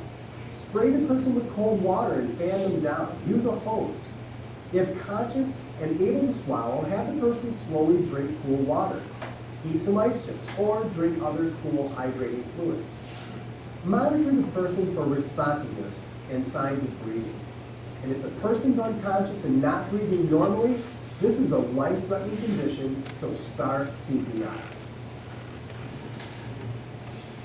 Okay, I think that's a good video, honestly. Summarizes things well. The one thing I always like to stress, heat stroke is a medical emergency. And heat stroke is when your body essentially stops the process of cooling itself. It's designed to cool itself through sweating, through other means, and if it stops, then it's a medical emergency. Years ago, my wife and I lived in a small home, no air conditioning. This was a long time ago. Hot evening. We lying in bed, just sweating, no air movement. And what we did, we got towels. We had an old mattress, I didn't care. Got some towels wet and we put those over us. And that was amazing at cooling us down. So a hot, moist towel does amazing things at pulling the heat from your body. They say put it here, put it in your groin area, under your armpits. Those are great places to kind of get a hot ice cool pack or whatever, something, anything to cool that body down. Even like he said, putting them in a pool, hosing them down, whatever it might be, getting their clothes all wet. That's just ways to protect them. So medical emergency, heat stroke. I'm not going to go through all this stuff. Discussion, I'm not going to do that either. Forgive me, you guys. If you have any questions, comments, please interrupt me. Common nomenclature, we're talking about TLV, threshold limit value for TDI. That's 0.05. The permissible exposure limit is 20. That's your first alarm and your automatic stop. Immediately dangerous to life and health, that's 2.5 parts per million. What is that in parts per billion? 2,500, 1,000 difference. And so, again, that's, if you're in that situation, that's a life-threatening situation. Okay. Primary toxicological concern for TDI is definitely respiratory sensitization, sensitization, sorry about that. It can lead to occupational asthma, meaning you've got asthma essentially your whole life long if you have a long-term potential exposure to TDI. Unlike other irritants, TDI can cause permanent immune medicated responses. Even very low exposures may trigger significant asthma if you have oversensitization. If you have somebody at the plant who's got that, you should be aware of that. They should perhaps not be on the emergency response team. Air monitoring, respiratory protection, those are all things you need to pay close attention to. Acute inhalation affects your eyes, nose, because of the moisture. Wheezing, breath, bronchial problems, pneumonia, edema, it's like a accumulation of fluid in your lungs. Makes your lungs not effective. Symptoms may be delayed after several hours. They say acute exposure could be up to like 72 hours after exposure. You might have your symptoms coming. Might not be the same day, might not even be the next day, but you might have something the third day even, and that might be related to an exposure that you had that might have been higher than normal.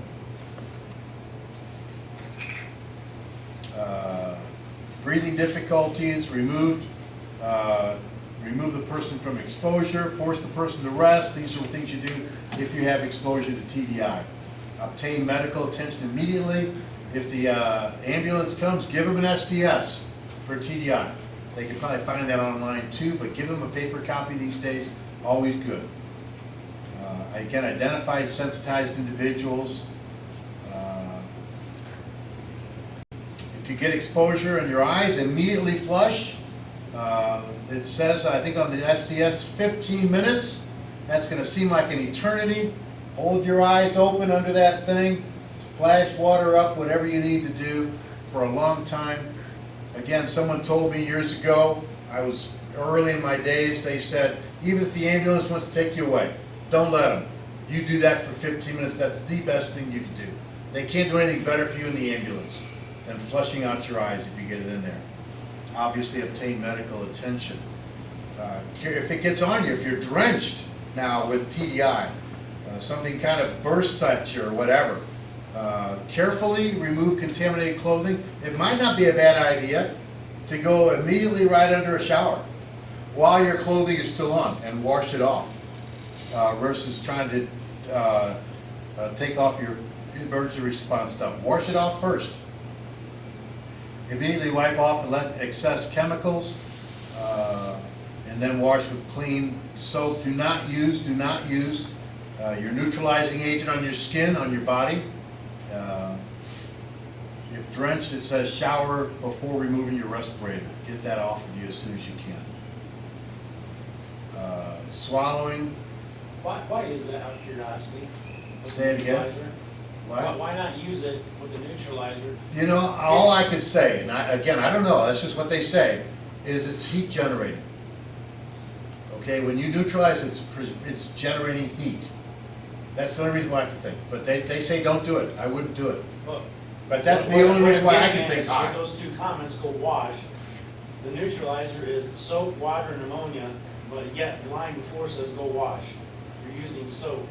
I don't understand what. Yeah, I think what my guess would be, and I'm just telling you what they say don't do it. My guess is because of the heat generation. It's a heat generating process. I'm just saying soap is soap. Well, you got ammonia, but what's happening, you got TDI on your skin, and you pour the neutralizing agent on, it's immediately going to start reacting. And that's going to generate heat. And it might even be something that, I don't know, enters your pores. So. But it does say to wipe off with dry towel first, so you're getting the Yeah. majority of it off I got that. before you add soap and water.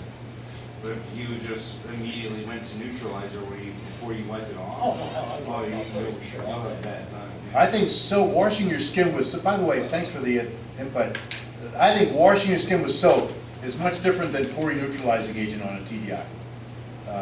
Again, the thing I would think is mostly the reaction process. You're not wanting that reaction process on your skin. So that's what I would say. Good comment, good question. I'm mostly telling you what they say and what I think. So what they say is don't do it, and I'm telling you why I think they say that, okay? Okay, do not, if you get it in your mouth, don't induce vomiting. If you get, some of the things they say induce vomiting. That's where the STS comes in. I think sometimes the vomiting process can have a negative effect on your body. So wash out your mouth with water, force the person to rest, get immediate attention. Now we're looking at catalysts, or DEOA. I put all catalysts into this category, even though I know you have other kinds of catalysts, not just DEOA. If it gets in your eyes, it causes, the problems causes eye or skin irritation, not nearly as toxic as TDI, but still toxic and bad for you. Harmful if inhaled, if it does absorb through the skin. Harmful if swallowed. If it gets on you, kind of ice. If you have a spill, isolate the area, go upwind. It's not super volatile, but you still want to go upwind. Stay away from low areas. Why is that? Why do you want to stay away from low areas? It's heavier than air. It's heavier than air. What about TDI? Heavier or lighter than air? Heavier. Heavier. What that means is you might be breathing fine up here, 2 feet below where your feet are, there's a lot of TDI. You don't even, well, you probably would smell it, but you know, if it's a stable, calm environment, it's going to stay down there. When you're walking through, it's going to splash it all up. But sometimes you might have a very high concentration close to the floor and not much up in the air. So again, when your movement, things like that, it's going to splash that up. But you just be aware of whether it goes down or up. There is a situation where, well, I'm not going to tell that story, never mind. Repeated exposure may cause liver or kidney damage. So DEOA, there is no OSHA limit for it, but New Jersey, everything's worse in New Jersey. New Jersey does have a limit of 3 parts per million, 3,000 parts per billion. That's kind of what some of the, I guess, NIOSH, of these government agencies kind of say, but OSHA has not adopted that. This is for DEOA. It's more of a health hazard, slight flammability, not really reactive. Corrosive, poisonous gas. And if ever there's a fire with a chemical, bad stuff's going to come out. TDI, you're going to have bad stuff coming out. Cyanide, things like that. So if ever there's a fire, I say get out. If you're going to use a fire extinguisher, use one fire extinguisher maybe, and then get out. If you don't get it out in one fire extinguisher, then you evacuate. It's just not a healthy situation. DEOA, signs of overexposure, inhalation, vapor, may cause irritation to your respiratory tract, nasal discomfort, chest pain, coughing, gets in your eyes, again, wash it out.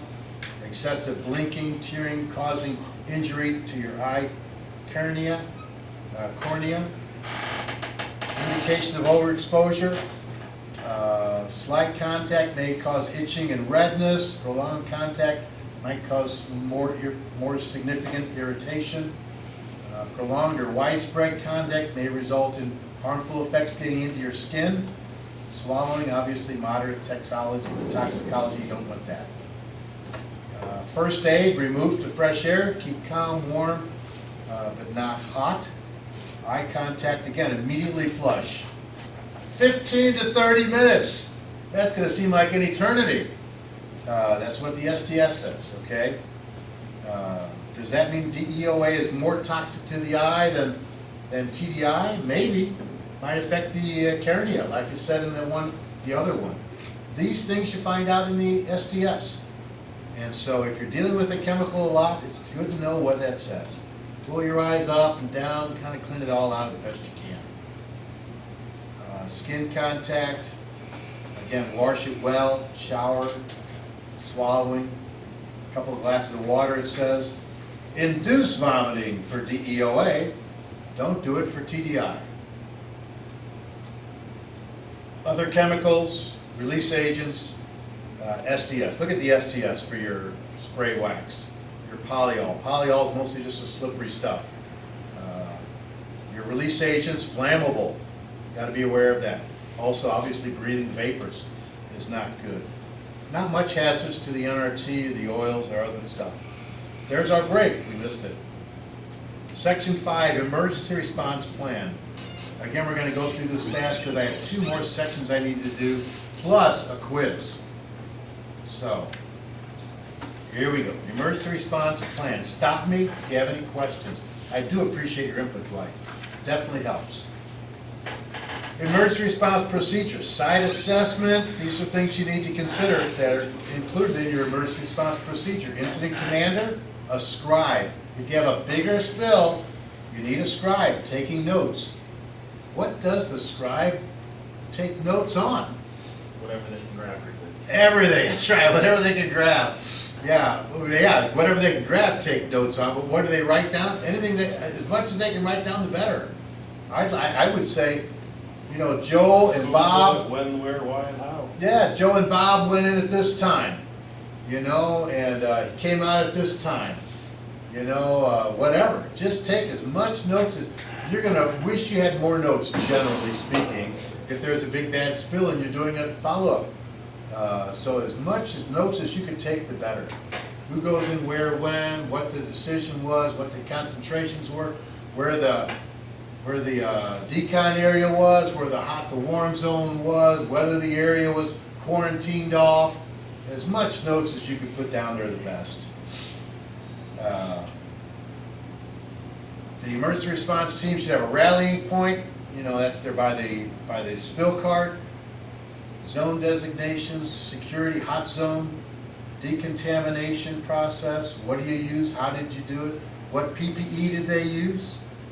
Ongoing monitoring checks. Again, you monitor your hot zone, your warm zone, not just once, but you do it after a half an hour, after an hour, if it's a larger spill. Spill response details, what they used, how they did it. Decon, spill response closure activities, how many drums were generated, were they labeled, what were they labeled, how were they labeled. Take photos if you got a camera, not a bad idea. Follow-up meeting, decon, these are all social media issues. I don't know what you guys have a policy on, but social media photos, videos during spill response should not be allowed. You don't do that. You just don't do that. So don't take your camera out, everybody's got their camera nowadays, don't take a video of the process, just not something you should do. What's the command post? What is it? Do you need a command post all the time? No, only in big spills, I would say. I would say the incident commander decides whether it's a big spill, you need a command post or not. If you do have a big spill, it should be a safe distance from the hazards. It's not near your decon area. It might be up in your office area, in the lunchroom. It's an area where you can coordinate when your fire department comes, when you have management comes, where you can update people.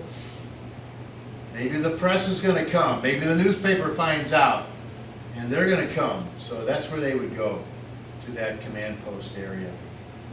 The size of the spill, safe distances are things to keep in mind. Estimated duration of the spill is going to take 4 hours or 4 days. Some spills might take 4 days. Estimate the duration and let that be of concern. Number of people, teams involved, proximity of communication. Nowadays, everybody's got their cell phone. Years ago, they did faxes. You might still do a fax machine. You might need to print stuff. I don't know. Privacy. It'd be nice if you have a place where you could just talk privately and not have others listening. I think that's something to consider. Proximity to the emergency response equipment, hygiene facilities, things like that. Evacuation assessment and assessment of secondary concerns. What are secondary concerns? Give me an example of a secondary concern.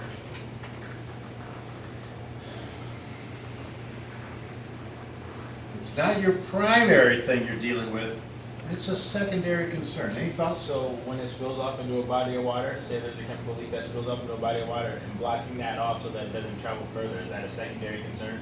I think that's part of your spill response. I would not necessarily call it a secondary concern, personally. It's definitely something you want to be concerned about. I would say a secondary concern might be something like, well, heat stress, heat stroke. You're responding to the spill, but a secondary, you need to be aware of heat stroke, heat stress. Another secondary concern, if it's the spray wax, fire. You know, you want to be concerned about that. You're not just cleaning up the spill now, you're worried about starting a fire or having a fire. Another secondary concern might be spread of the vapors. At one facility, they had an outdoor unloading area. We simulated a spill. Well, right near where the spill was, they had 2 intake fans that were blowing and cooling off their compressors. You know what I mean? And so you want to shut off those fans. You don't want that TDI to be blown inside the building. Secondary concern, the vapor spread, things of that sort. So there might be tons of others, but those are just some thoughts. Secondary concerns or other problems or concerns related to or resulting from the spill. Fire, heat stress, improper decontamination. We didn't talk about that, but spreading of the spill of the materials because it's not properly deconned. Spread of the plume, proper hazard training for contractors. If you have a contractor come in, you need to make sure you train them properly. They don't know about TDI like you do. They don't know it's a reactive. They don't know not to put it in a closed drum, closing it down tight. They don't know these things. You do. So you need to train them properly. Consequences of the process or piping system as a result of the spill. Anyway. Did I just do that? No, there we go. Oh, that's the second thing. Everyone is involved in incident command, but the incident command has the primary responsibility. So everybody might be involved, they might have their input, but the incident commander is primarily responsible. I say the incident commander is ultimately responsible for, let's say, the health of the workers. It's heat stroke, heat stress. Does he take primary responsibility for that? No, he delegates that. He is ultimately responsible, but delegate, because you've got other things on your mind as the incident commander. You can't do all these things. You delegate things. Solvent mold release. What was that on? That was more, sorry. Okay. We're going to get into some specific responses for different chemicals. Okay, I'm going to finish this section. 15 minutes. If it's a solvent, spray wax, obviously remove ignition sources. What type of personnel protective equipment? Rubber boots, rubber gloves. You might need air purifying respirator depending on how bad the vapors are. You might not, depending on the ventilation. 2 emergency response members, they would go into to the scene and only use non-sparking stools if they want to try to stop a leak, let's say. Stop the source if possible. If it's coming out of a tote tank, get the valve closed or do something to maybe, if the valve's broken, but try to stop it if possible.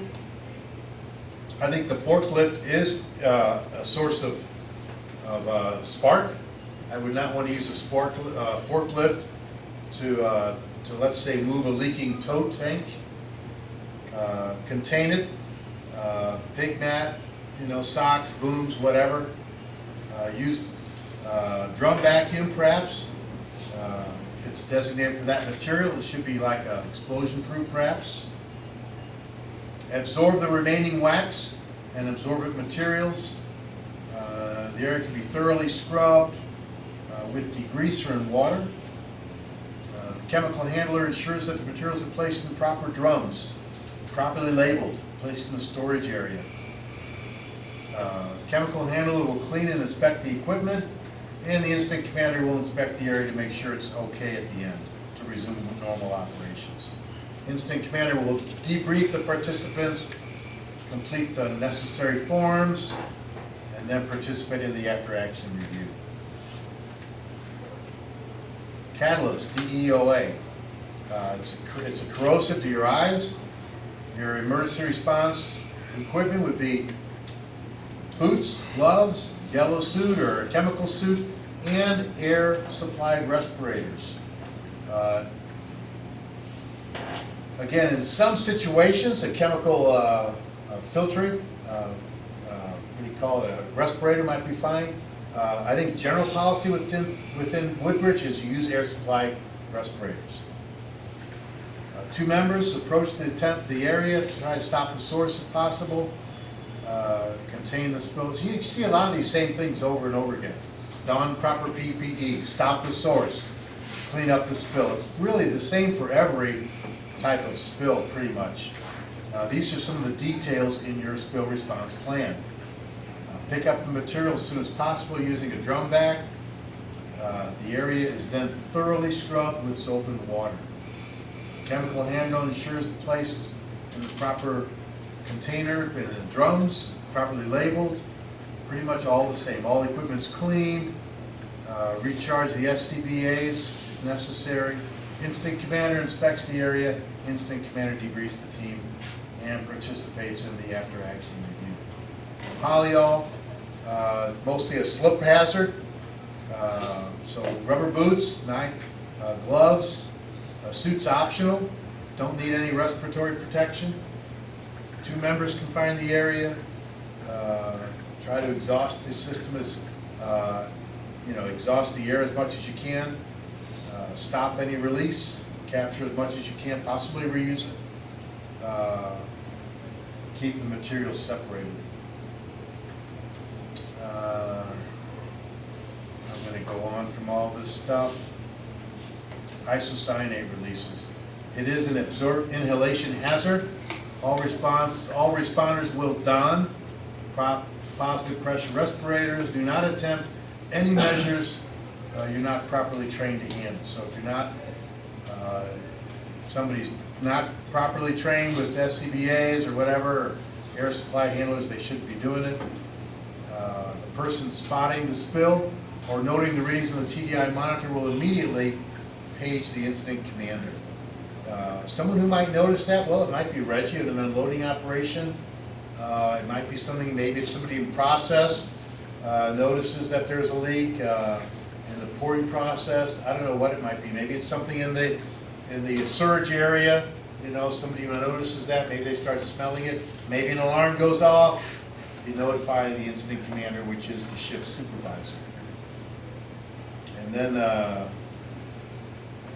TDI release overview, key priority, protect people first. Protection of the people is always your highest priority, the health of the workers.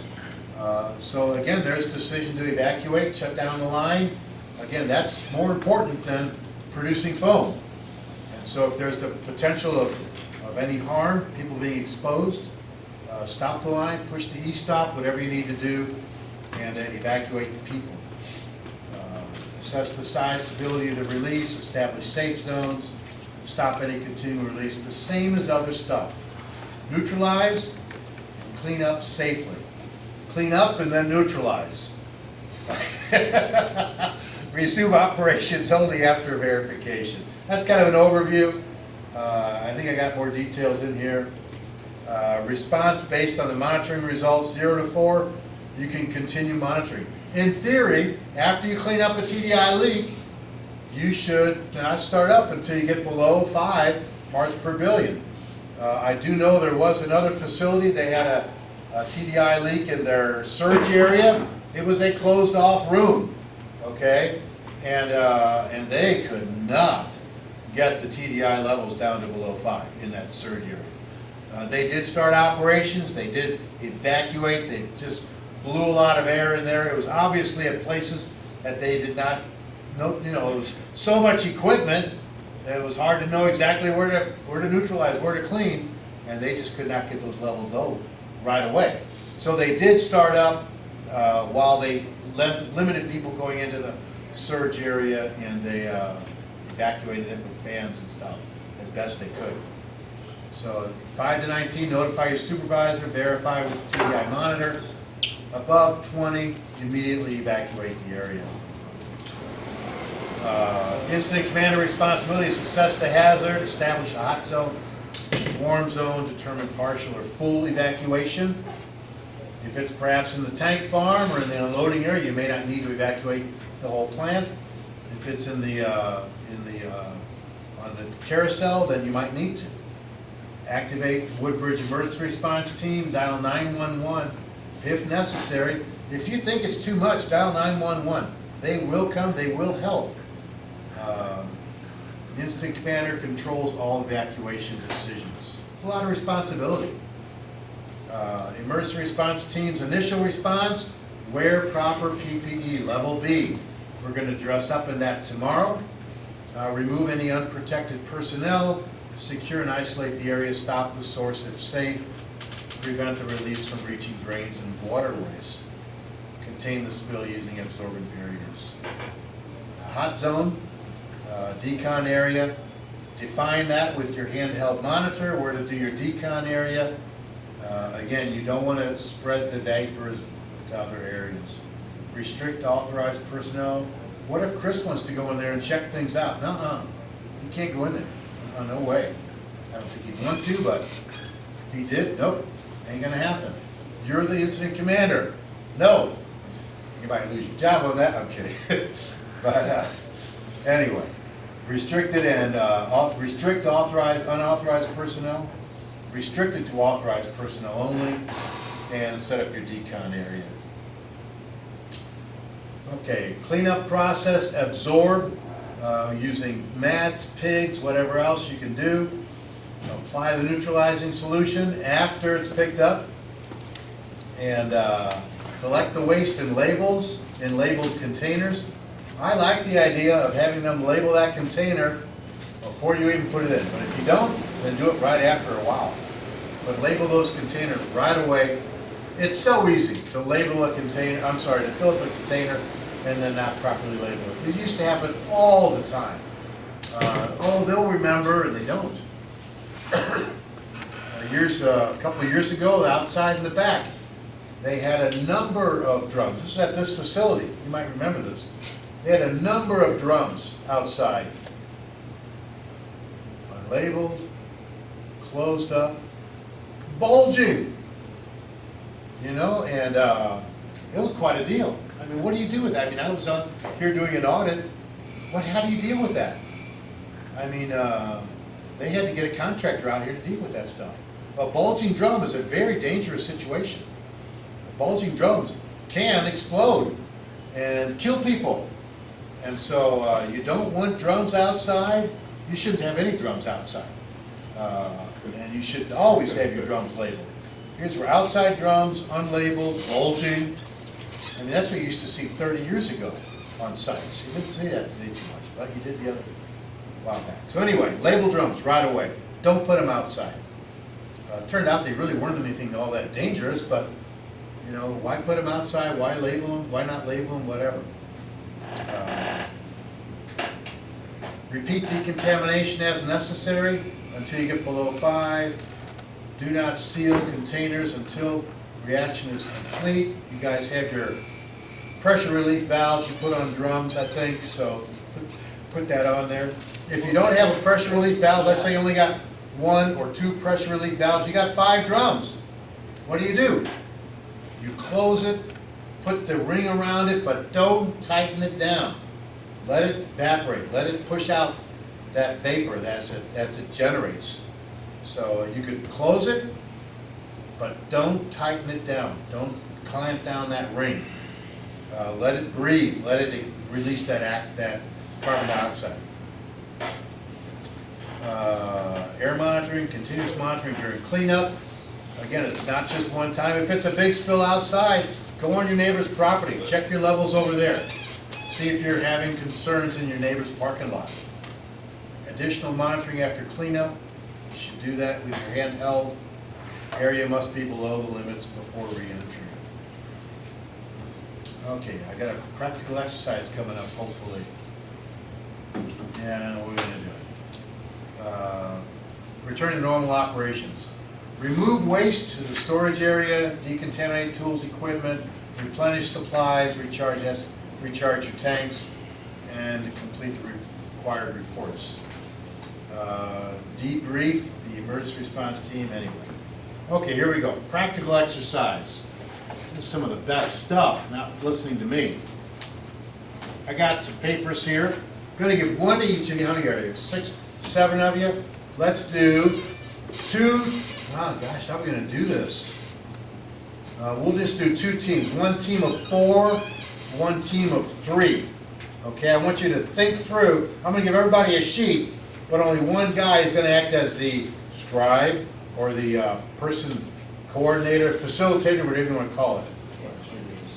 So you're gonna think through, how about we do this? 1 team here, you guys 3, decide who's gonna be your person responsible. Each get one. You each get one too, aren't you lucky?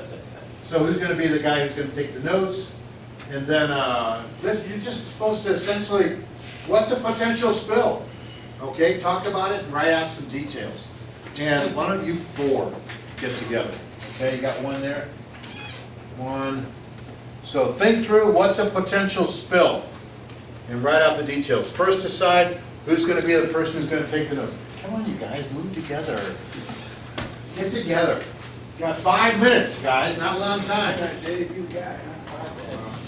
5 minutes to figure out, fill that out. You're the group leader. He's group leader, no, who's the leader? Right, take the notes. Somebody's gonna give me that paper bag that's properly filled out.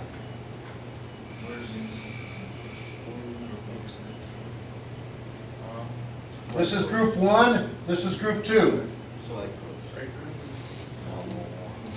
Yeah. Use that as an example. Yeah, that Now that would the be computer, the HMI especially provides if it's a a large spill, that way they're not going over there. They come Close straight to to the front door. Yeah, close to right there.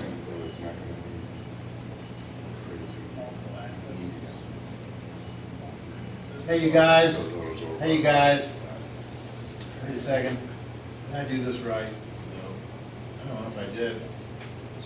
I made a mistake. Give me those papers back. We just go on tomorrow. No. This paper I should have given you. I caught it before you did everything. Okay, these are the ones I get. Okay, here's the paper I should have given you. You're designing a spill, essentially. What's the spill like? What happens? Something that's out of the ordinary, more serious than what you would normally do. You can take that back. You guys are telling me what kind of spill is going to happen. Okay? You got that? Is that clear or not? You're inventing a spill. Spill response scenario. You guys wanna say wax? Keep it simple. Spray wax? Spray wax is spewing from the wax robot. That's really what happened. Close wax, put those correct. Well, those is gonna actually. Just letting you know. Yeah, we'll cause the line burst. Like, it's all there. Don't forget. All of it. How much is still, I don't know what's on the floor, I can't tell. Would that be a shit spill? Would that fluid being structured, or you can't lose, or something, or what's tying all the way? But then we have to come and clean one. Okay, was the spill contained? So if it happens, that reaction back to We need like, I know where that girl is.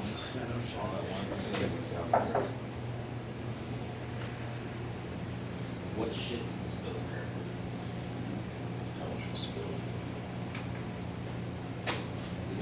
We should catch it, honestly, it's not over here. Because, we should catch that. Yeah, that's why one of the minimum Right beside it. All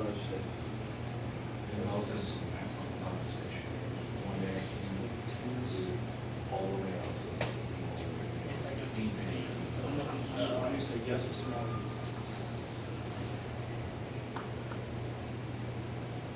How likely do you this type of spill is? And they only unload trucks on first. So pretty. this didn't have anything else.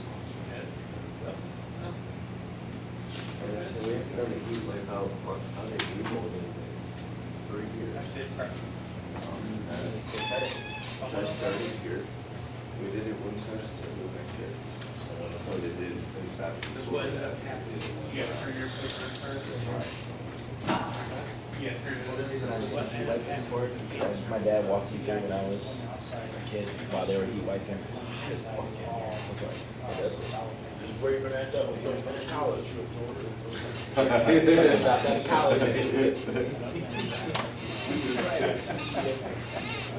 One more minute, do you think is enough? You guys done?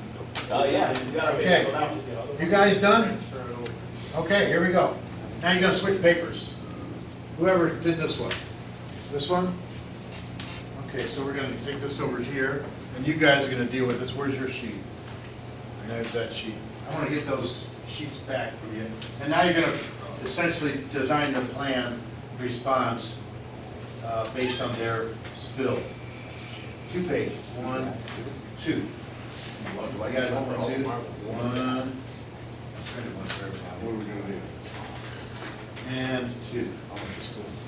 Second page. Okay, so here you go. What? Okay. This is now, there's your spill. This is, you guys are gonna tell me what you're gonna do with that spill. Here's your first page. And then here's your second page. Is that clear what you're doing? You still, the pressure is. So what's the design supposed to do?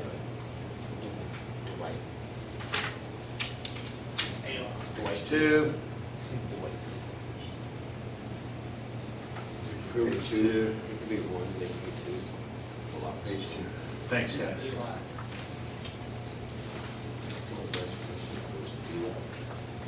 I'm gonna say it's happening too. It really is. Why did that? Actually, 2 different times. One, they switch it to the wall, just feed it on the toe. And the other one, Be good at it. the second job is the one. Where is it? You think you made it? Okay. And the second one, the gauge, drove the top, so I went right out the gauge. So, the Memphis production office, that was too far away? I need a 2 lead gas. One killer? Sweet. Yeah.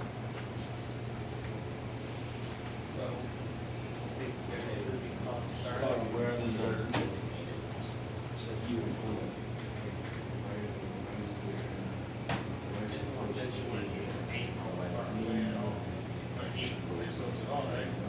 You're still gonna, well, you're still gonna want to post, technically. The office, the supervisor office, corruption office. Post stuff, you can see what's going on elsewhere.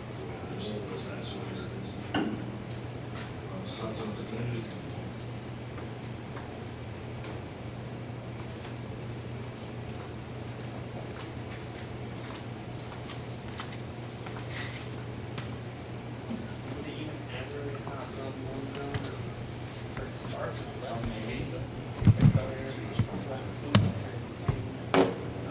Actually, the spill comes out. Oh, yeah. Yeah, because it, that containment that's in there. Okay, so we need 2 phones, that decon, scribe, that's 5. It's all. They wrote whack the boot, that's all. Yeah. Class. You're still gonna put that on.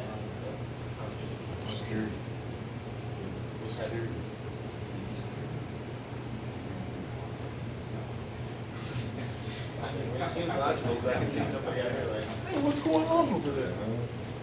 like doubting for, what's that, PPE is necessary? I don't know, last week. So the zone will be right in the west of itself, because it did come into the, that village a little bit. It didn't happen there, so But yeah, we it had didn't to happen, that one coming about that far. Sorry. Smart man. That's mad at the time. One zone, let's say, is that this insert, area.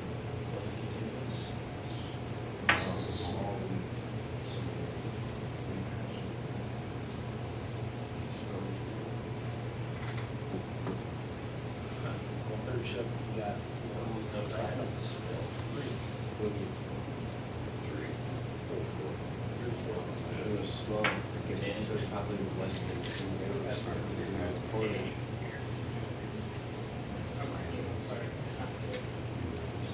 I haven't seen anything worse yet. Yeah, it's a Danny. Your buddy. So, what type of PPE is necessary? Gloves? Oh, we have to make a drawing.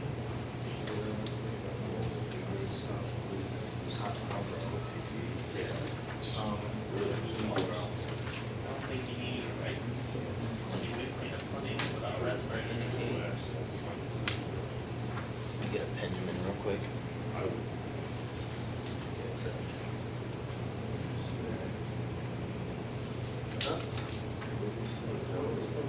There's no one here to make the drawing. No, I'm saying, I see this other thing.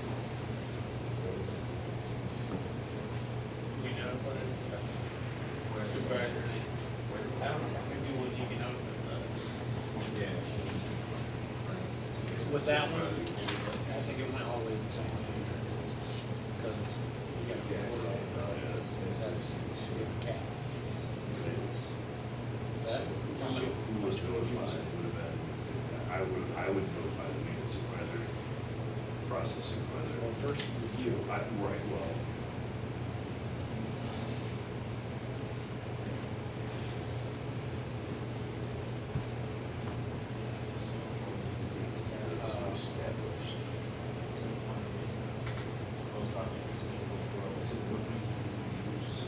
you don't need it, donation.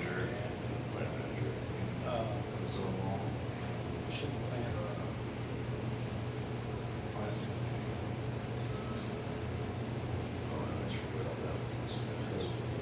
Yeah, but isn't on the actual escalation sheet, it doesn't say it. That's why we mark the patient, send you that we need. I don't know. Then for like the decumation don't affect the people, it's not like a hazard, it's just for decon. We would still, it's not hazardous, we could still want an area right there to, because you're not tracking wax off the property. You know how we clean up wax? Like big wax bills? That's man. 2 minutes okay or not? Another 2 minutes? I'm gonna say the wax booth office. So that's right outside the.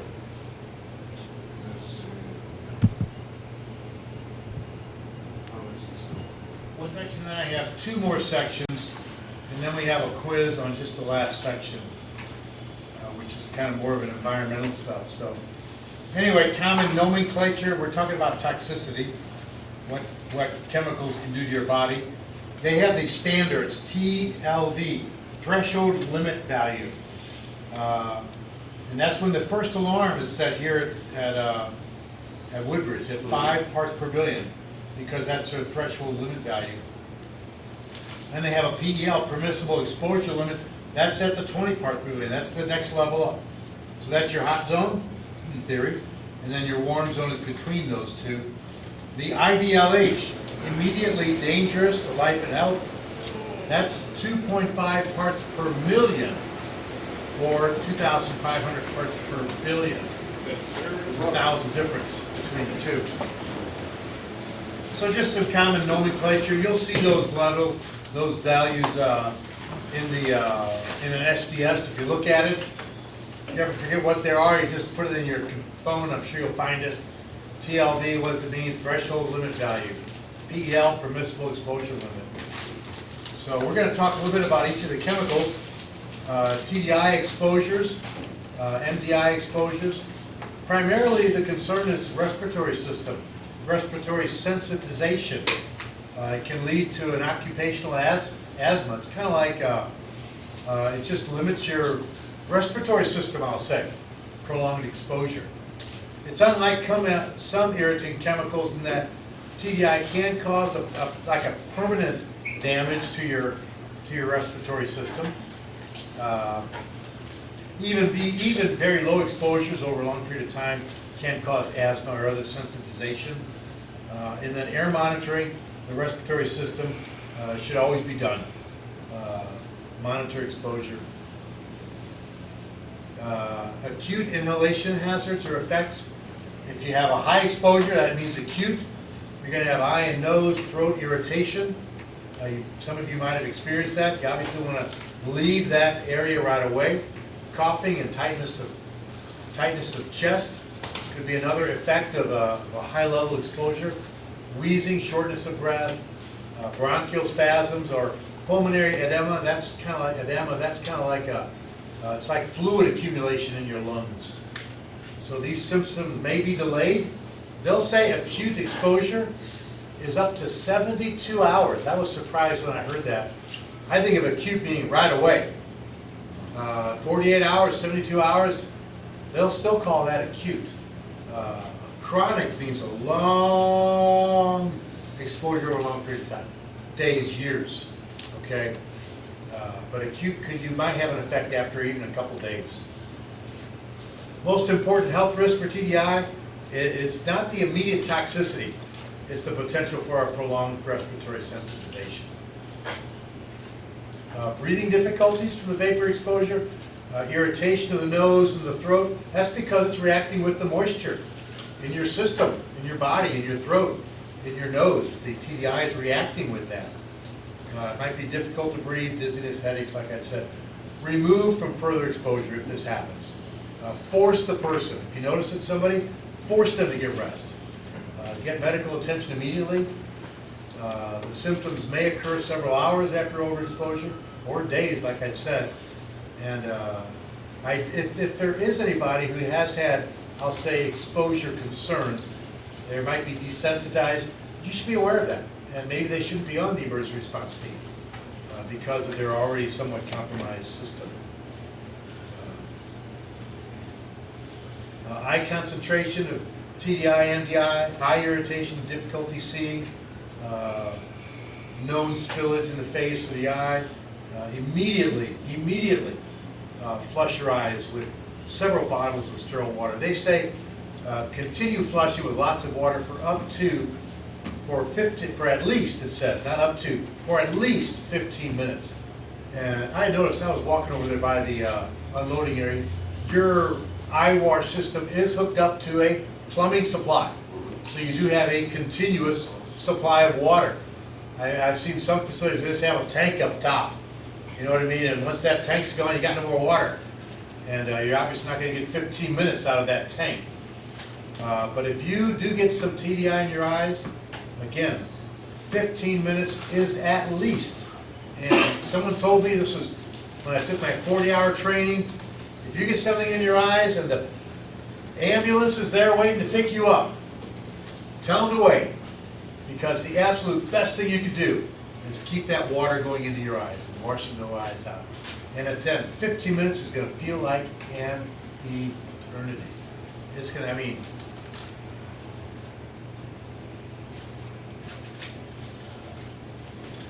that's 10 seconds. That's 10 seconds. Can you think of how many seconds that is for 15 minutes? I mean, it's going to feel like a long time. But do it. If you need to, ask somebody to time it. You know, because you're going to think after 5 minutes, 15 minutes are up. And yet it's not. So, you know, move your eye around, hold it open, up, down, over and around, and get medical attention. If it gets in your eyes, get medical attention. If it gets on your clothing, or if your contamination gets on your clothing, if you can't, perhaps carefully remove the clothing. If it's a lot on there, I think you're better off just getting under the shower, you know, that spill shower, and just with your clothes on, with your respiratory system on, let it wash it off. So let it wash off as much as you can before you start to remove anything. So if you have a lot on, just wash it off as best you can. Immediately wipe off any excess chemical using a dry towel or other fabric, absorbent fabric, and then wash with clean, warm water and soap or a proprietary cleaning agent. If drenched, here's what I just said. If drenched, shower without removing the respirator. Do not use, underline, do not use organic solvents and alkaline neutralizer. Dwight asked me this morning, why? You know, to him it makes sense to do that, and I have to tell you, I can't tell you why. I'm telling you, that's what it says, okay? What I can imagine though, is obviously you're gonna get a reaction, and you're gonna get heat as a result of that reaction. And that heat might cause your skin to open up more and let more chemical into your skin if you know, because of that heat. And so I don't know, that's just my guess as to why they might not want that, because they don't want that reaction to be occurring on your skin. So again, don't use neutralizing agent on your skin. TDI, swallowing if it gets in your mouth, do not induce vomiting. We're going to see DEOA next. It says do induce vomiting. I don't know why one says one and the other says don't. Again, I can imagine perhaps the TDI coming out to your lung system is going to cause a reaction. It's going to do more harm than good. I don't know. That's what the STS says. You need to look at the STS to know this stuff. I don't know. That's where I got this from. Do not induce vomiting if TDI gets into your system. Force the person to rest. Wash out the mouth with water. Immediately obtain medical attention. How would that happen? I don't know. It splashes in your face and you swallow. Out of shock, you just swallow. I don't know. That's all I can imagine. Here, DEOA, or I put all catalysts into this category. I know you have other types of catalysts too, but if you get a DEOA exposure, it causes eye and skin irritation. It's harmful if inhaled or absorbed through the skin, so you don't want to breathe it. It's not as volatile perhaps as the spray wax or the TDI, but it is somewhat volatile. It will absorb through the skin. If swallowed, it's harmful. Isolate the area, go upwind if you can, stay out of low areas. Why do they say you stay out of low areas? You mentioned some of this effect. TDI and certain chemicals are heavier than air, and so they're going to sink down. If you go over there to that sump, we were talking about that sump over there by the chemical storage rack, you have this trial trench that goes into a sump. Who knows what chemicals are down in there, the vapors down in there. There might be a lot of something down, you don't know. You know it's been sitting down there for a while.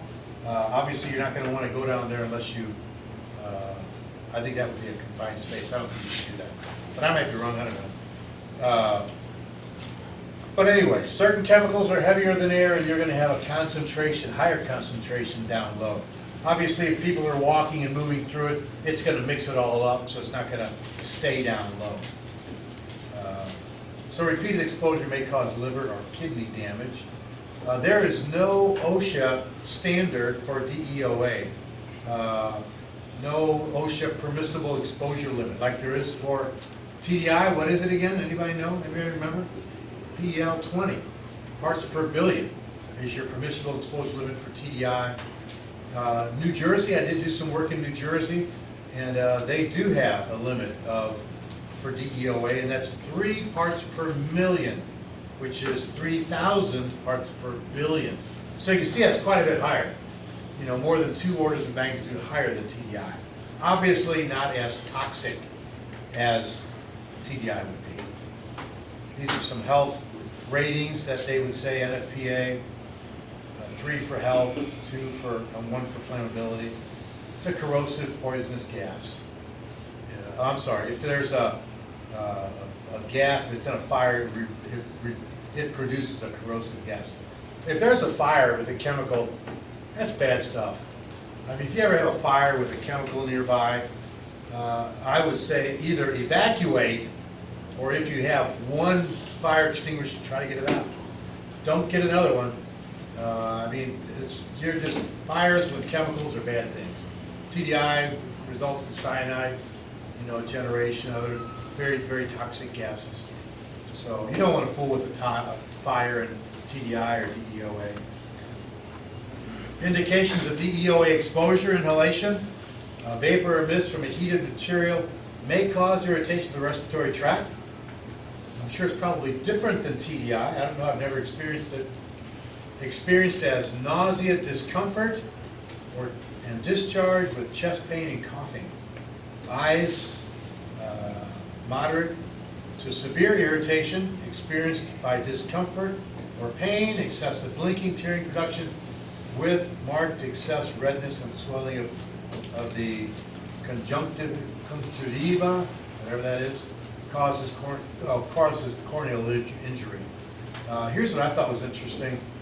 Where is it? I don't think it's this one. Skin contact. If it gets behind your skin, you're definitely going to want to get your gloves off. Absorption through your skin, swallowing, moderate toxicity. Here it is. First aid, if it's inhalation, move to fresh water, fresh air, calm, quiet. But eye contact. Immediately flush eyes with water and continue washing for at least 15 and up to 30 minutes. The acidic nature of the DEOA makes it even perhaps more toxic than the TDI. And it could affect that part of the eye, that cornea. So roll your eyes up and down, over and around, and let that water get in there as much as you can. Skin contact, wash the skin 15 to 20 minutes. Soap and water, again, it's going to seem like a long time. Other chemicals, look at the SDS. Release agents, your spray wax. The biggest hazard there in my mind is the flammability. Also has a lot of naphthalene, which is like a petroleum product, although it's not a petroleum product. And it's obviously a toxin too, and it's flammable, so you don't want to breathe too much of it. I don't think it's a bad idea, personally, if you have a big spill of spray wax, to wear at least an air purifying respirator. What kind of filter do you put on there though, do you know? Anybody know? Yeah, exactly. What color is it, you know? Charcoal filter. Black. Very good. We're going to talk about that tomorrow. You don't have to come tomorrow, you're free. I'm kidding. But no, they have all these different kinds of filters for your respirators. This is not a supplied air. This is an air purifying filter. And I don't think it's a bad idea to wear an air purifying filter if you're dealing with a large spill of the spray wax because of the naphthalene. I don't think your procedures necessarily say that you need to do that, but I don't think it's a bad idea.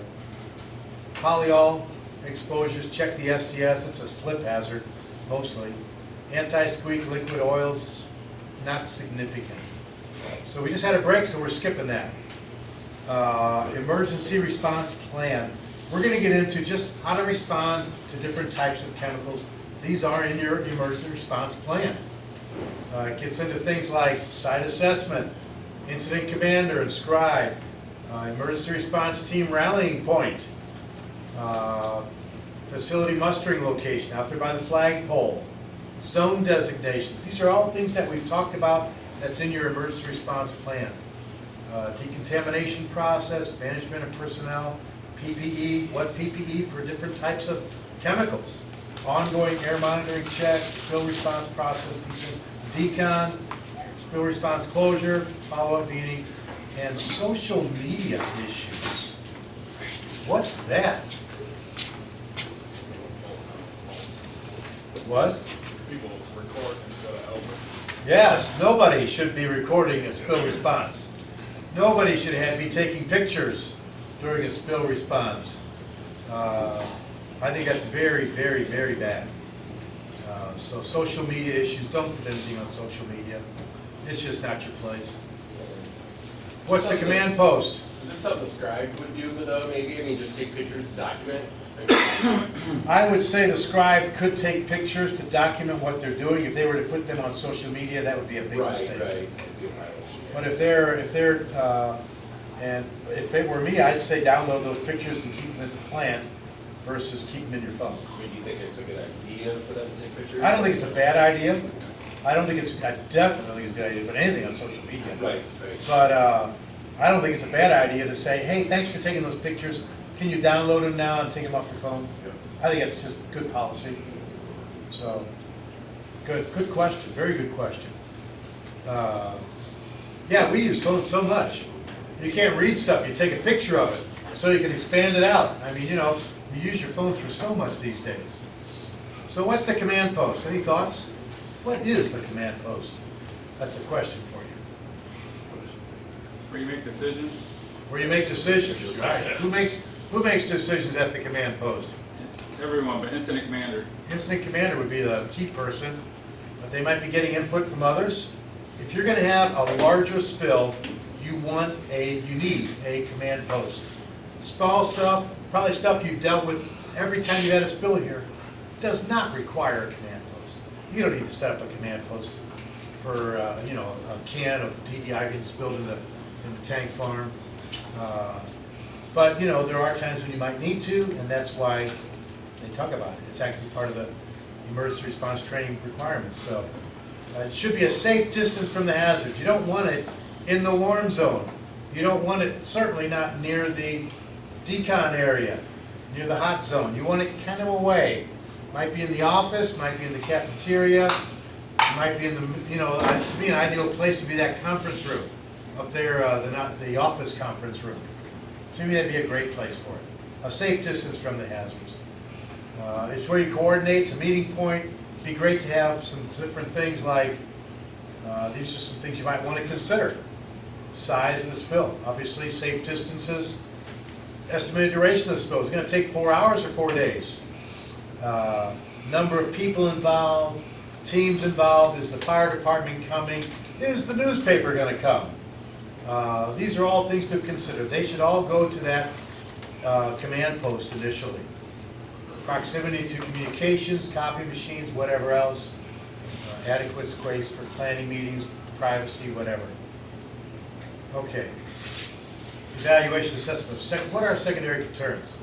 What are secondary concerns?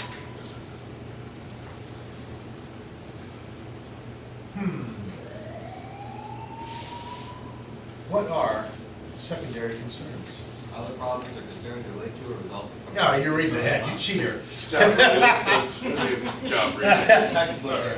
Good job, very good. Thank you, Brandon, for that excellent answer.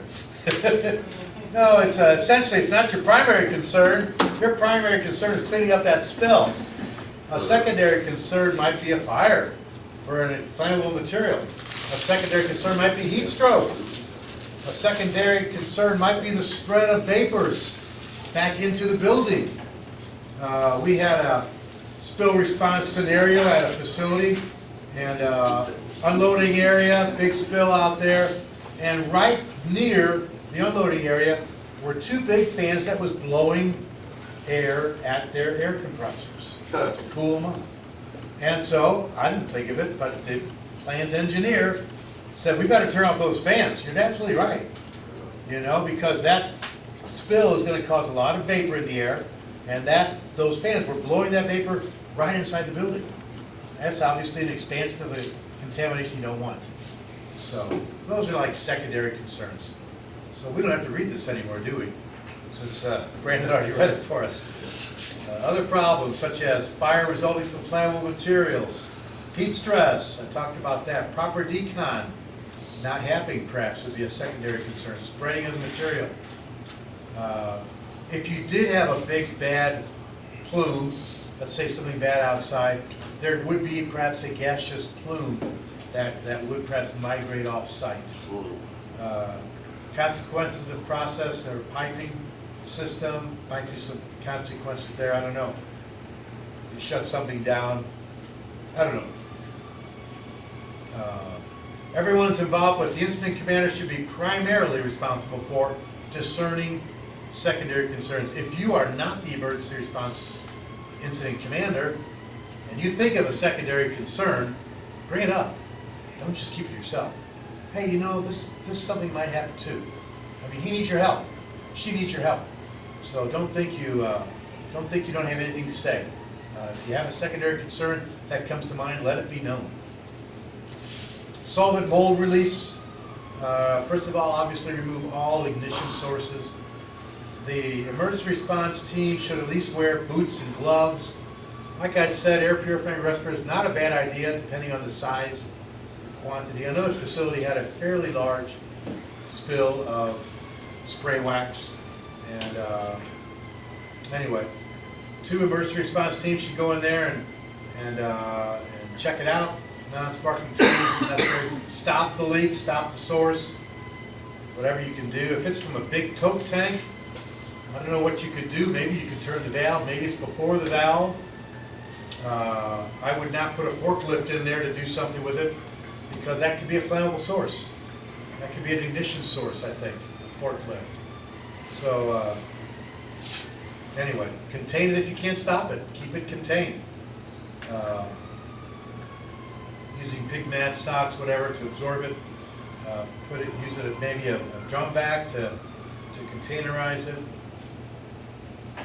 Absorb it with, absorb the remaining wax with absorbent materials. A lot of this stuff is going to be the same for every one of them. So I'm not going to read, I'm going to read through this time and say something like, and so on and so forth in the others. So the area will be thoroughly scrubbed with a degreaser and water. The chemical handler will ensure the materials are properly containerized and labeled. Clean and inspect the equipment that was used. The incident commander will inspect the area and determine whether it's okay to resume normal operations. And then there'll be a debrief and a follow-up after action review. Catalysts, again, this is not your flammable, this is now a catalyst. Corrosive material, corrosive to the eyes. The policy is rubber glutes, rubber gloves, chemical suit, and air supplied respirator. Just like you do with TDI. That's what you should use on a large catalyst or a large DEOA spill.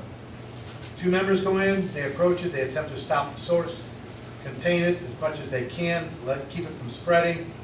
A lot of the stuff is just the same. We got a summary at the end.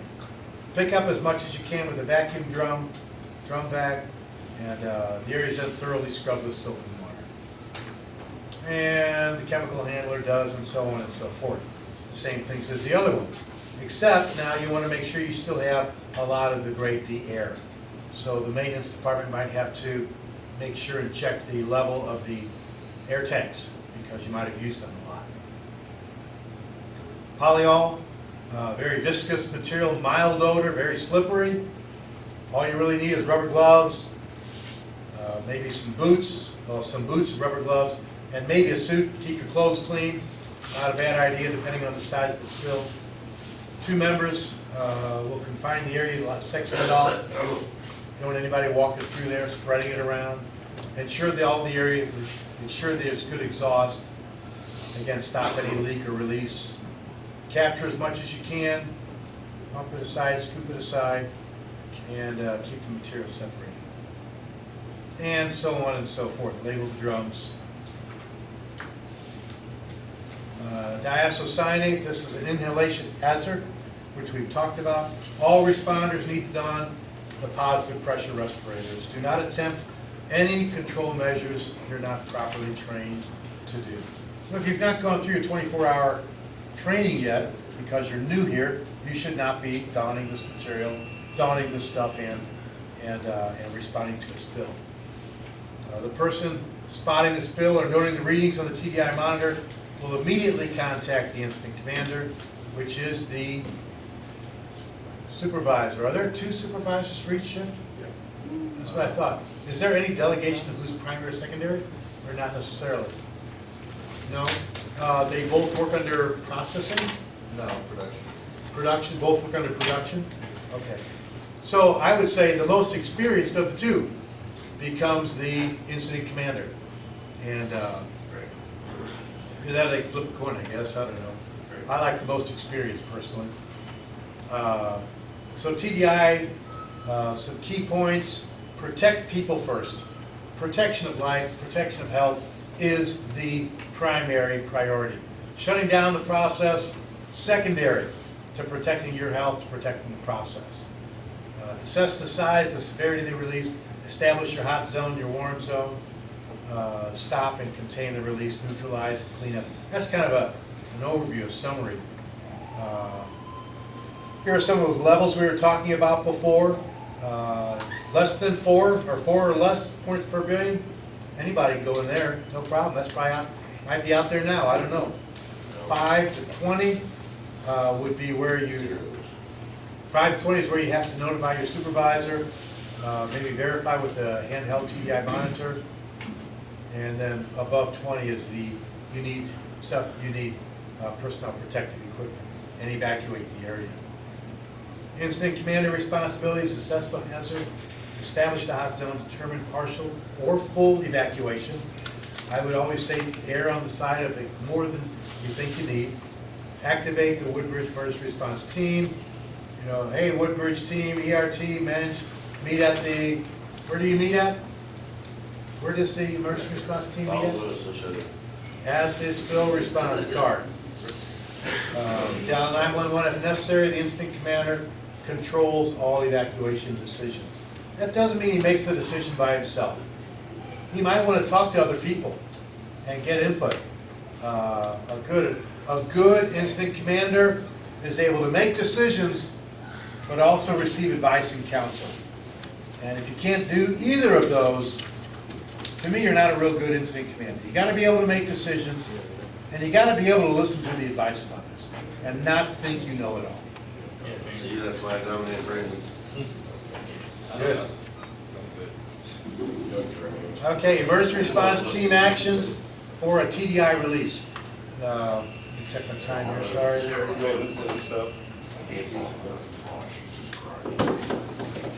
Well, hey. Give me a second, okay? Okay. TDI detection, we talked about that. Or PPPE, we've talked about a lot of this stuff. I'm gonna go on. This was pretty much the same as what we talked about. In reference to containers, let's say you have a big spill and you gotta put it in containers. You've got a lot of pigment, you've got a lot of TDI contaminated materials. You're gonna neutralize it in the drum, or you neutralized it before you put it in the drum. You're obviously gonna put it in the drum, you're gonna seal it up, put your pressure relief valve. How many pressure relief valves do you have? Let's assume you have 2. I don't know, maybe you have 3. Okay, what if you have 6 drums because it was a pretty bad spill? What do you do? Leave the lid off. Leave the lid off? Well, let me tell you what I would do. I would put the lid on, and I would put the ring around it, but I would not tighten it down. So keep that ring loose so that the air, the pressure can get out. Okay? Now let me ask you another question. What if you just put some TDI into a drum on Monday, and Tuesday, here comes the truck to take it away? You take off the pressure relief valve, you crank it down, right? Because you have to have it closed before it goes off site. I think that stuff's still generating gas for about 2 or 3 days. I don't think that happens in 24 hours.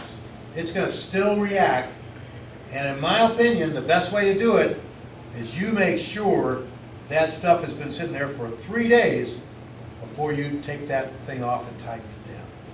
Because I could just imagine, you put stuff in there on Monday, you close it up on Tuesday, they take it away, gas is still being generated, pressure builds up. Who's responsible? Woodbridge. Because you're giving them a reactive material that's not fully reactive. So, again, what one facility did, and I think it's a great idea, I don't think you do it here, they had a log. Whenever anybody added something to that TDI drum, they had to write it in their log, right there by the drum, and then they knew, okay, the last time somebody was in here was on Monday, we can't take this off until Thursday. And so if they come on Monday, or if they come on Tuesday, I'm sorry, you can take everything else, but this has to stay here longer. You don't want to close it up after just 1 day. So just, again, some things to concern about if you're taking things off-site, then you're adding stuff to the thing. If you have a TDI spill, obviously that's a concern. Okay, what else? Collect waste, label drums, we talked about all that stuff. Air monitoring, you need to continuously monitor the air. It's a dynamic situation. What does that mean? Constantly changing. Not the same. Your hot zone's here now, your hot zone might be here in 2 hours, depending on what's going on, depending on how well your decon's going. Maybe your decon's not going very well, and it's expanding. So anyway, it's a dynamic situation. If it's outside, go to your neighbors. Take your handheld monitor out there and make sure you're not you know, seeing the fumes go over that direction. I'm gonna show you a slide, I don't think it's today, maybe I don't even have it, that talks about the wind direction. You got a wind sock up there, I think. Yeah. I know there's one on top of the building. Is it still there? Oh, is it shredded? Well, you can always go like that, kind of see what way the wind's going. Honestly, that works pretty well. I think you could really feel what direction the wind's going. Throw some grass in there. Yeah, that's right. So, anyway, be aware of the possibility of the spreading TDI. TDI, recovery, spill, follow-up, recharge, the air, debrief, all that stuff we've already talked about. Practical exercise. Aren't we lucky? We get to do a practical exercise. We got 2, 4, 6, 8, 10, 12. 3, 8, 2, 4, 6, 8. Oh yeah, Reggie, you're here now. I said there was only 11. So 4 groups of 3. Okay, here you go. So why don't we just do it like this? You 3, and I'm going to give each of you one, but one of you has to serve as the scribe and documenter. So try to fill this out. This is, you guys are going to invent a spill. And can I give a suggestion? Do a spill that's relatively significant and that has not even happened before. Okay, something that could happen. Because I think, you know, doing things that have already happened has limited benefit. Somebody has to take the notes. I'm going to give you only 5 minutes on this.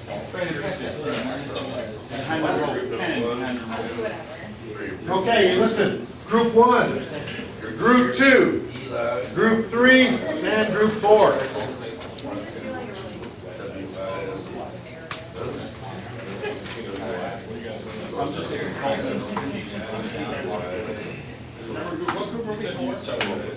Group 4, 1, 2, 3, 4. Group leader, Brandon. He said to do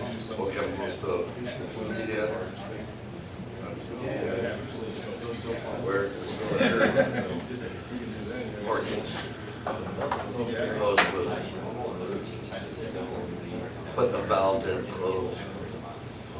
We're doing a tank farm. Is there a thing?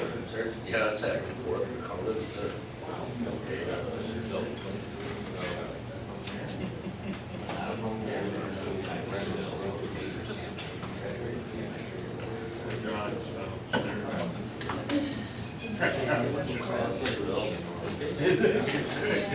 Back valve stuff open. Or stuff low. Whatever you guys want. Yeah. Okay, we can have to routine it. I just don't do it.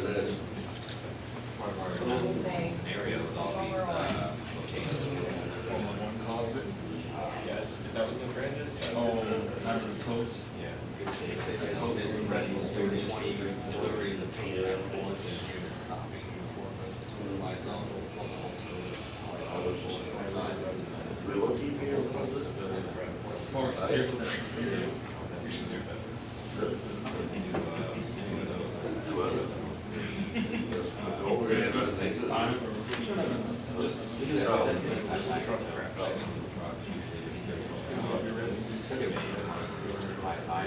All right, you guys pick one. We'll come up with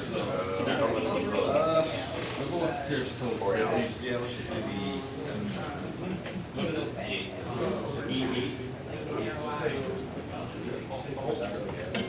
This is all we got called. So what are we at, 7-3 here? Next to the 2 and 1. So we'll just put that up. Big part of those. Yeah, I don't know how that is measured.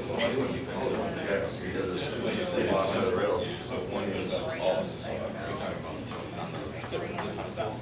Still awful amount of something, right? No, nothing one thing we talk about. What shift is this for? Okay, all right. We're right here, but it's essentially like the.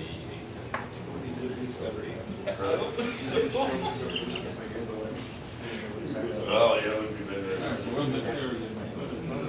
And we know there's sleeping over this.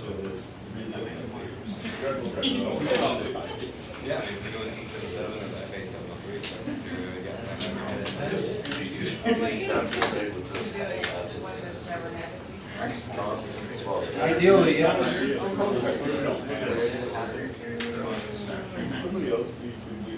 If you started, if you want to keep it, that's fine. Somewhat like that. I just think it's for training benefit, if it's something you're not having. Well, What causes those? Right here, but it's possible. container with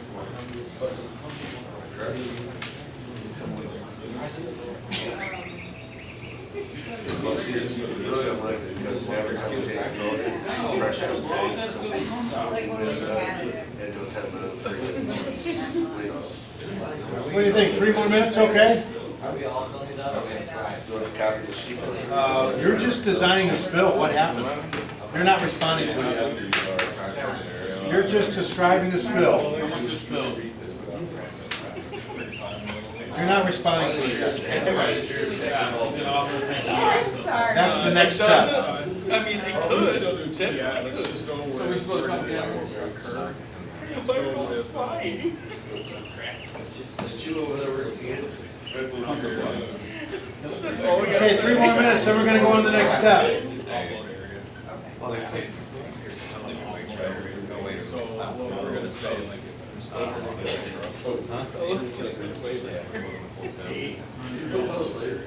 then what caused it?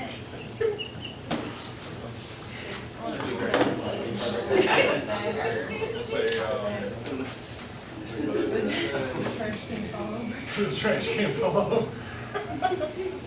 It's all been. I know you do that. Really don't know. We'll say. Quality one. Air buildup. Okay. I know. That's what it is. Right down that hasn't done for insurance. What? They found it has it for sure, right? I just have one because fucking like this.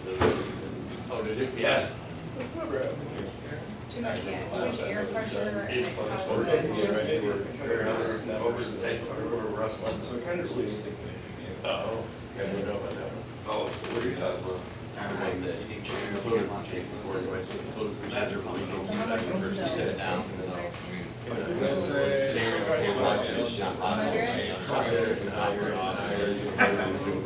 is serious. What? Serious? That was probably, that was in the tank bar, yeah. Yeah. That was, you're not happy. Was it Yeah, contained? rustling. Or- I had. No, kind of too much. That's a lot, but it has happened. It has happened. It has happened. I've heard of truck What's that? Okay, 1 more minute, then we're gonna collect those. Final answer? It's Red Bull.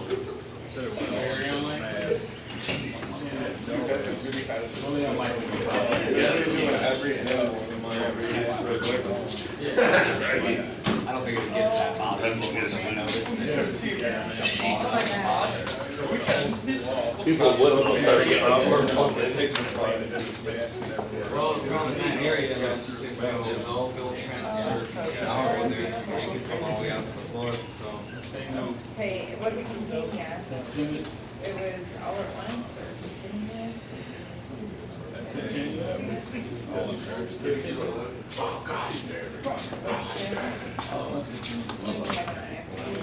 I would hate to see the center.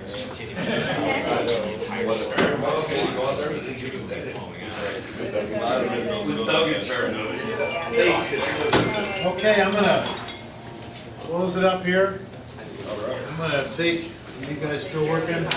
I think we're done. Yeah, we're done. We're done, Bob. This is the official copy first. Who's the scribe, who's the official person? Ours is the second delegator. No, technically it would only be on. Good? I guess. Okay. One moving on. I'm gonna switch 1 and 3, Yeah. 2 and 4. So now, you guys have to use this to respond to their spill.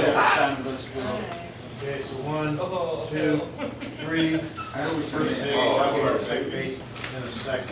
Okay, We'll see. I have to take yours, which is right, which is the official copy? This one? Oh, yeah. So this goes over here. Yeah. Where's your official copy? Okay. So this one goes over here. And I've got a 2-page response. Fairly passable, I For should you to have fill out. said really unlikely. Okay, there you go.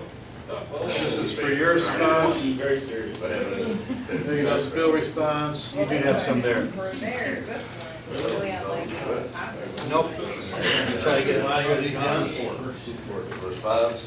And here's your first page of your spill response sheet. We have 10 gallons. And then here's the second. This is the second page of your spill response sheet. You already filled. For where they're not being stapled together. You didn't put what group it was. That goes under your spill response sheet. Yeah, so. What group? Here's your second page. You got about 10 minutes for this, that's about it. Alright. Second page. Second page.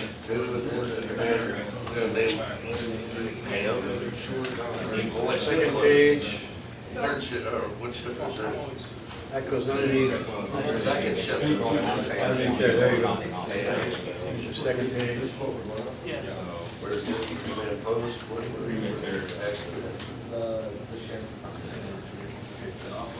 Offload area. so Second page of the it's spill gonna response. be- Questions? Second page. It's that road by right. I'll give you 2. Yeah, there you go. Great. 10 minutes, you guys. Thanks. Who's that? Me? Oh my God. Who's there? You didn't say No. no. Nope. Any opposed? So if it had right there, so they may have supposed to be.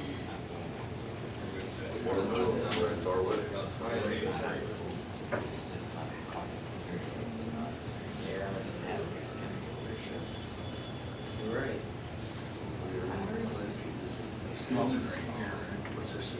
They're around. So we'll say right outside of. Oh, wait, oh, that's. You're right. Yes.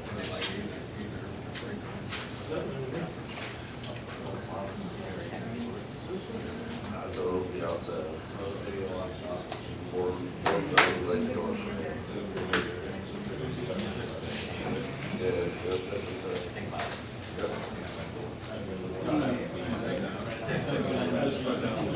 Like there's like 3 of us and we made this whole thing. I guess it's all serious. How big was it? Alright. 100 gallons. No, right there, no, we can just toss them. Go get a 100 can. gallons, that's way more than that. No, you can't just toss them, but you can just, that requires EPA. We're done. We can't do that. We can't clean that up. There's more than 11 gallons. we can't do. Why is it located here? I'd say it's over here. Just that much, one lot here. Normally,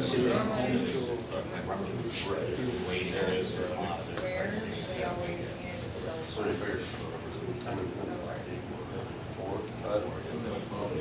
Yeah, we gotta call people on that one.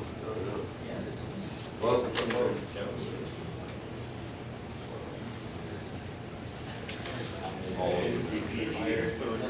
level B.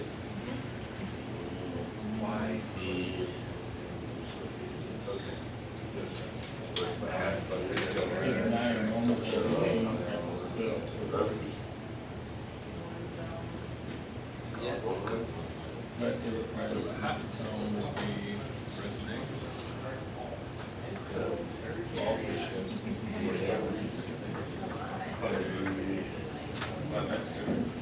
Well, I guess I know. It's like-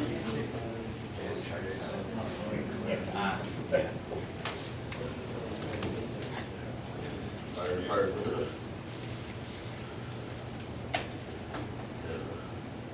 You almost have to call city sanitation on that, wouldn't you? It ran out to the. It's a running match, we talked, yeah. Yeah, that's a 10, yeah. Oh, okay. Yeah. Hey, let me do the scenario ready. Maybe. So we'll call out, worry about the ditch, or is it all contained in the drinking something too? It's probably all conditions there. All that stuff, that's what I, yeah. Thank you. This is food, right? We just. So, that fire department, we should, period, all of these. I think it went through. Erie, environmental. Over that caffeine. What's caffeine?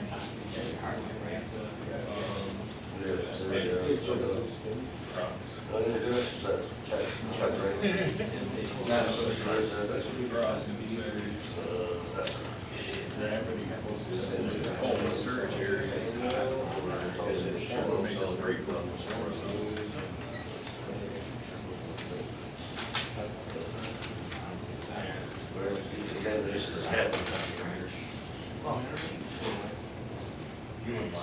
Three more minutes.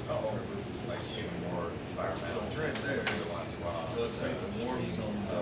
Essentially. Plastic bag. Great conference.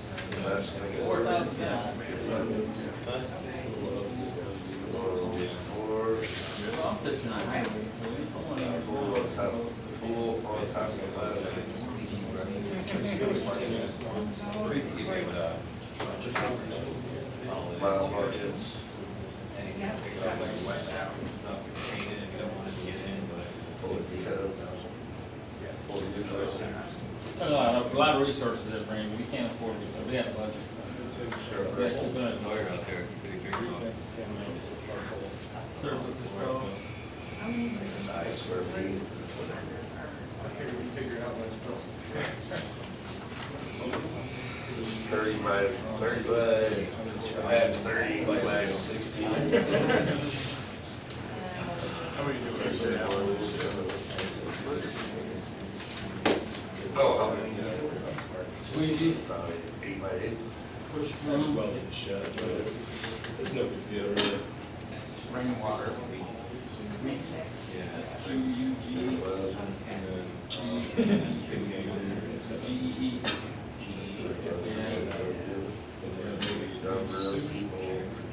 Just go ahead, sound. One more minute. Can we just put level B? That covers all.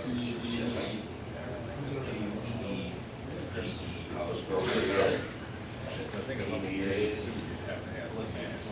Collection. Okay.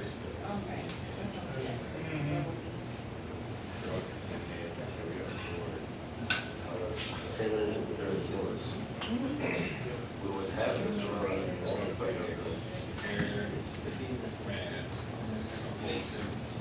Where'd you guys get it? What group? Right, but this is Oh, no. contamination to the decal too. Contaminants with decal would be the Oh, draw. there's the three. And then EPA is there. Brussels. Frank, what number did you guys get? What group did you get?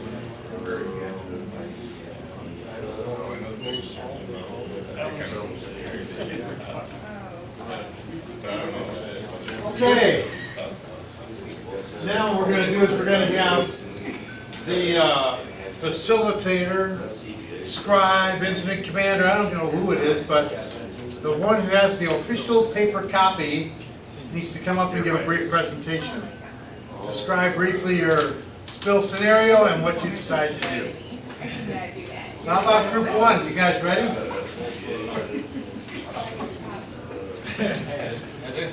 Group one, somebody come up and give us a brief summary.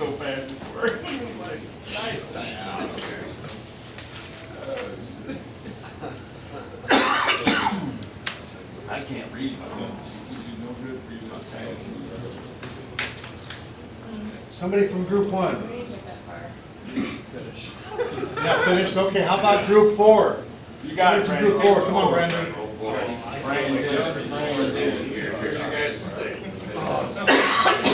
Easiest one ever. Brandon. Stand up right there so the camera can smile pretty. Okay. So tell us your spill scenario and then what your response was briefly. Okay. Chemical spill was Red Bull. What? Red Bull. The drink. The drink, yes. Where did the spill occur? Route 20. What caused the spill? Driver fell asleep. How much was spilled? 4,000 gallons. Was the spill contained? No. Was the spill all at once? Not continuous. First shift was the shift. Did this ever happen? No. And the likelihood is 1. Really unlikely, but possible. So we went into it thinking in terms of it not really being a hazardous material. So we did not set up an incident command post. None was needed. There's no hot zone or warm zone. It's non-hazardous. PPE, we put just rubber boots. The spill was continuous. It was all at once. Just notify the local authorities. It was an accident on a highway. Decontamination area established. It was not required. It's not hazardous. So the next box is not applicable. How was the spill cleaned up? Push brooms and squeegees, funnel to a contained area, and then just suck it up with a wet vac. Stored in plastic drums, and then the rest is not applicable. Okay, so where do you use Red Bull in this facility? No. Oh, you don't? I'm kidding. You know, you talk about that, and you think it's kind of a joke. You realize there's a SPCC plan, thank you. We're the creative spill, I have to admit, creative spill scenario. But milk, believe it or not, is something that's controlled under the SPCC plan, spill prevention, control, and countermeasures. Why? Because milk has fat, and fat is included. And so we're going to talk about the SPCC plan Prior to after it being this. pasteurized? I think even, I guess if it's skim milk and there's no fat, but in theory milk has fat, and so it is still regulated under these SPCC requirements. The question that I investigated at some length with the EPA and still did not get an answer is polyol regulated under that regulation? And some thought it was, some thought it was not. I called EPA and pushed them, and you know what I got? An answer? Their answer was this, you ready? Silence. No answer. They just never gave an answer. They didn't want to say it wasn't, but they didn't think it was. So they just gave me no answer at all. So we're not including it in the SPCC requirements. Okay, thank you, Group 4. Thank you, Group 2. Group 1, are you ready? Reggie, are you the delegated auditor? Have you been delegated that role? I think I heard her say, I can't do that. Come on, you gotta stand up, Reggie. So we're still missing. Thank you so much. I appreciate it. That was a really quick 10 minutes, and we're supposed to take our time. What? We're supposed to take our time. We have very serious. Oh, very serious spill. Yeah, we hadn't finished it. So, Really? No. Do the best you can. Okay, Aaron. What chemical was spilled? TDI. Was the filter leaking after routine maintenance at resin skid? What caused the spill? Maintenance filter failure. How much was spilled? 10 gallons. Was the spill contained? Yes. Was the spill continuous? no shifting occurred at midnight, it's never happened, yes, on a small scale. How likely you, this type of spill is really unlikely, what, Okay, your spill response. so the incident command pulse, we put in the conference room. Incident command pulse. Why is incident command pulse in fair distance from the hot zone? Where the zone's located, hot zone, surge area, warm zone, break room. How many emergency responders? 6. What type of PPE? What level D? The spill is continuous. How will it stop? It will shut off. If the zone is put down to contain it. Supervisor was notified.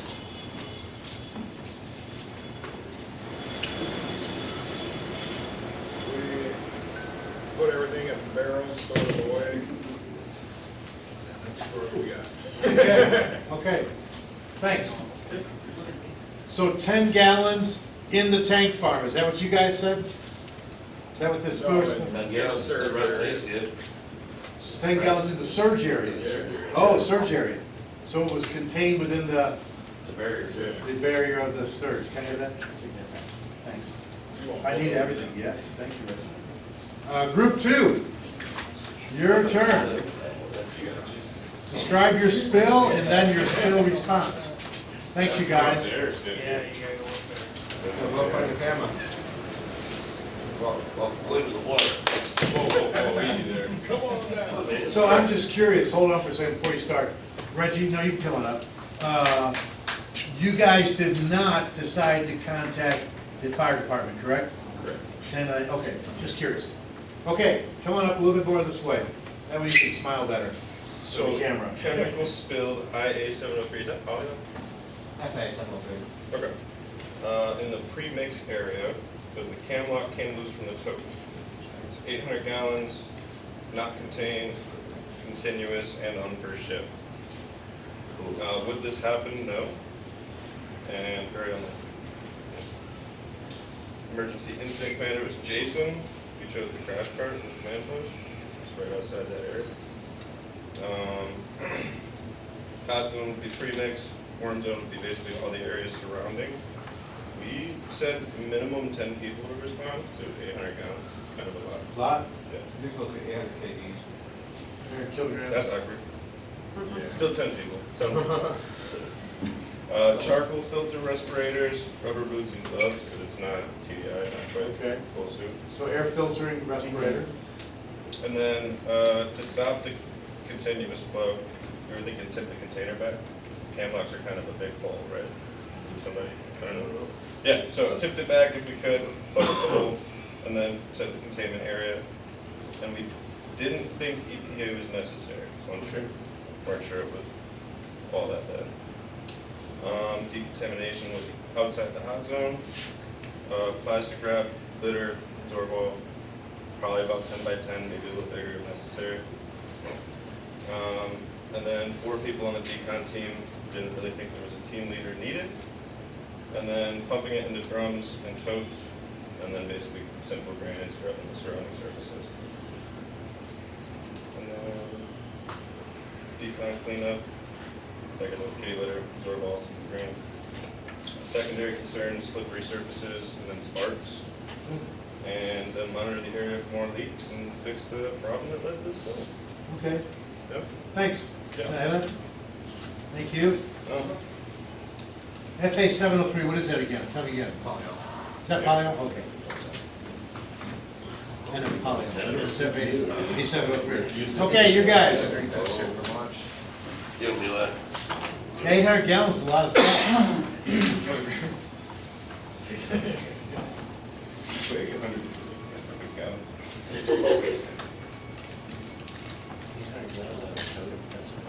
Okay. Tell us about your spill. All right, there's TDI spill in the offload area because of explosive air pressure. The hose came apart. Spilled 100 gallons all at once. So it was contained in the loading area. Has happened before and is fairly possible.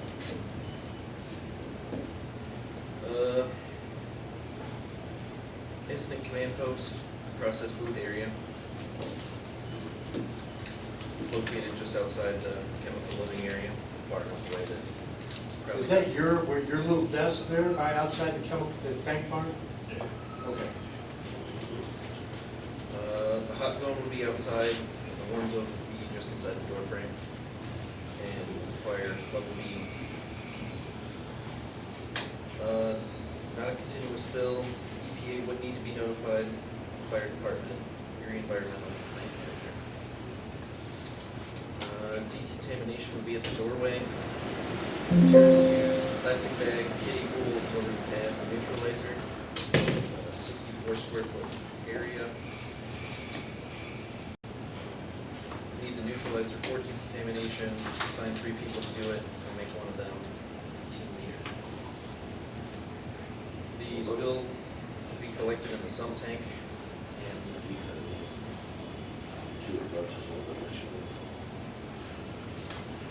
contamination will be stored in the sump tank and a 55-gallon tank for the decon stuff.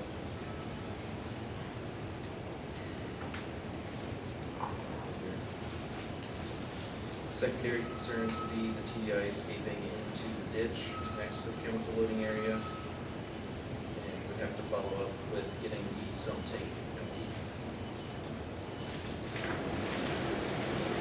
Okay, thank you. So when did that occur? When did something like that occur? It didn't occur It here. did not occur, okay. Not here. It Okay. happened before. Driver was telling me the story. Who was, the driver was telling you? That it happened to him. Was it a TDI? Yeah. Okay. Curious where? So He didn't tell you where, did he? I forget where he said it was, but he was offloading the truck, the pressure got, the TDI truck was done, and the pressure air was just. Oh, still going up, huh? And it blew the holes. TDI went in the air. Interesting. He went to grab his mask, to put his mask on, and it was full of TDI. Oh my He put it gosh. on anyway. What? Yeah, he didn't know it was full of TDI, and he put the mask on. Oh my gosh, Yeah. man. Wow. It wasn't a good day. Oh man, I would say it's a bad day. That was the driver? Yeah. The driver had that happen to him. Yep. Oh my gosh. Those were bad things. And he's still delivering TDI, huh? Delivered TDI. He's a brave man. Yeah, he is. Yeah, he is. That was that. Okay, thanks you guys. You guys did great. I appreciate your input and your help. Let me get set up here again to where we're at. And where are we at here? She said maybe a chemical that's never been spilled before, and I was like, oh, so we're just looking for any scenario. We didn't Okay, there we are. You guys did great. Appreciate that. Something all the way up. Everything's growing wings. Okay, time is flittering away. 20 minutes. Now we got more than 20 minutes. Out of here. We got 25, 35 minutes. I wish we had a 15-minute break or so. I'm gonna skip through some of these slides. I want to air, there's a viral video on YouTube. I mean, this thing is amazing. Am I in it? Yes, yes you are. Yeah, you're a rock star that make a mess. I am in it. There it is, Fremont Woodbridge. Oh, there it goes. They're white. I have to modify what I said. It's not viral, it's actually a private link. Since this is online, I want to make sure nobody thinks, oh man, what are you talking about, a viral video? So it's not viral, you have to have a private link to see this video. You said this is online? It is on YouTube, but there is a private link, meaning nobody can watch it. If you search, you're never going to find it. No, I'm talking this video here with us, behind us. Oh no, this will be like that too. Okay. I'll put it up on YouTube, but it'll be a private link, meaning you have to know the code before you'll be able to see it, and you cannot search and find it. So I just because it's on film, I didn't want anybody to think I was serious when I said it's a viral film. It is not.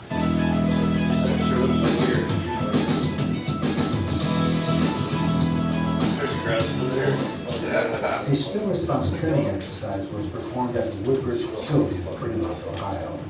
The scenario was of a TDI release of the surge area that was fully contained. Immediately after detection, the alarms were sounded, and evacuation of the area was performed. Look at Earl, holy shit. Earl look young. The proper authorities were notified of the spill. Joe, which one's Joe? The last tooling guy? Oh, damn. The list of personnel present at the facility was Brian, gathered we gotta clean it up. and was taken in the marshalling area. Breaker hasn't changed at all. I don't know. After that, the Or he's incident been commander met with key people to determine the next response. The management officials were notified via telephone. That's the White Sox. Once the plant engineer and other key personnel were consulted, a response was determined as to how to remediate the TBI spill in the surge area.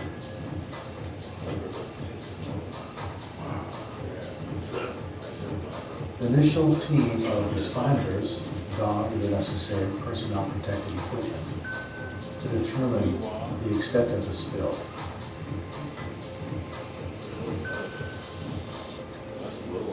The necessary parts of the facility were segregated to prevent unknowing people from entering the potentially contaminated area, including an employee exit and entrance area.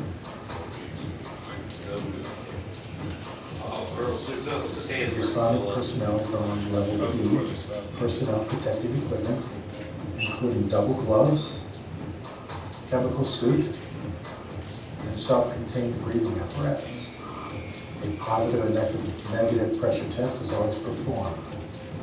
Because it is potentially immediately dangerous to high life and health situation, an escape SCBA is also carried with the SCBA.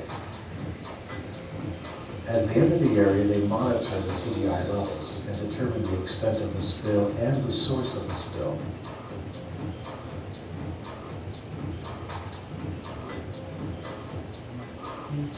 A decontamination area is established immediately outside the hot. That's what I think is not very good. You have a nice boomed area there, but you just don't have a big piece of plastic to put over it. So I think you cut up a bag and put a piece of plastic down there. That's where I think a nice big roll of black, thick plastic would be helpful. Some of the construction sites use all the time. Area. As the readings were communicated to the incident commander, further details become available as to what was the problem. The incident commander assigns various responsibilities to key members of the emergency response team. The level of neutralizer agent was assessed to see if it was sufficient to neutralize the released titanium dioxide. In certain situations, outside help is necessary by dialing 911. In this situation, the Fremont Fire and Rescue Department came in, as well as a member of the local emergency planning commission. These people participated in the training at this site at this time. A second team of emergency response personnel donned the necessary personnel protection with the help of others. That's Reggie. Yeah, Reggie. Again, a positive and negative pressure test is always performed before entering the hot zone with the self-contained breathing apparatus. The incident commander gave instructions as to what to do before they enter the hot area. Again, the situation was discussed further with the incident commander as to the proper remediation.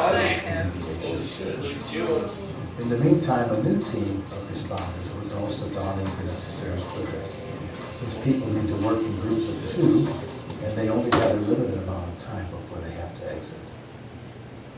2 possibilities were considered for the remediation of the spilled toluene diisocyanate. One was to use a vacuum system to suck up the spilled toluene diisocyanate. This was performed before neutralization of toluene diisocyanate and would probably result in the the need to dispose of the vacuum after the remediation, because it would not be possible to properly decontaminate the vacuum. This would be appropriate depending on the size of the spill. The second response option was to only absorb the toluene diisocyanate that was spilled using adsorbent pads. This was performed after the free liquid was vacuumed up. The area was also neutralized with neutralizing agent after the free liquid was removed and containerized. And then the area was scrubbed with the detergent and neutralizing agent. Whenever anyone left the hot zone, proper decontamination is necessary during the decon zone, and all materials from the decontamination process is disposed of properly in a hazardous waste container. As people leave the hot zone, they're always given a glass of water to avoid heat stress. A scribe had been assigned the responsibility of writing all the notes during the entire spill process. Once the remediation is completed, then follow-up readings are taken using the TBI handheld monitor, and a meeting is held to discuss the effectiveness of the remediation and what can be done to prevent it in the future. Okay, we're gonna go kind of quickly now. Any thoughts or comments on that? My biggest comment was that decon area. It's probably why I think the decon area could be talked about and improved upon in the case of a big spill. Expose that shop vac, what do you do, put it in the barrel? No, it's still a dumpster. And you mean if you had to get rid of it? Yeah, how's it gonna finish? Good question. I'd probably get an overpack drum, which is bigger than a normal You got drum. those? No. You can get them, they're easy to get. I think An overpack drum will fit an entire drum inside of it, so it's bigger, obviously. And it probably fit inside an So you overpack. probably couldn't use that again in real life. I mean, what about if we use it, you guys have not shop vacs, drum vacs here, don't you? No. You don't have a vacuum system you could hook up to a drum? No. Oh, okay, I thought you did. No. Okay. One of them's a reach like in the back. Okay, these are the 7 or 8 steps to normal spill response. You'll find this in every spill, but I think this is on the quiz. Okay, first one, assess the risks. 2, protect yourself. Put on the proper PPE. 3, stop the source. Confine the spill. Minimize the impact or clean up. In other words, look at secondary concerns perhaps. Clean up, decontaminate, and report. I think on the quiz I say 7, and I don't think I have minimized the impact. So it'd be essentially 1, 2, 3, 4, 6, 7, 8. But I'm not positive. Okay. I'm going to flip through some of this stuff. This is the Deepwater Horizon. I wish we had time to look at this. Maybe we will tomorrow. Nah, let's wait tomorrow. Just keep in mind though, this video, again, backup safety process after backup safety process after backup safety process fails. And that's what caused the problem. Don't put too much trust in these automatic shutoffs or warning signs. They don't always work. Another one, that's last year or 2 years ago. Okay, this is the annual environmental training. This is a number of other environmental requirements that you have to have annual training on. And so we just kind of threw it all in here. It's very similar in that it does talk about spill response, does talk about water pollution and things of that sort. I'm going to fly through some of the early slides because they're really some of the things we've already talked about.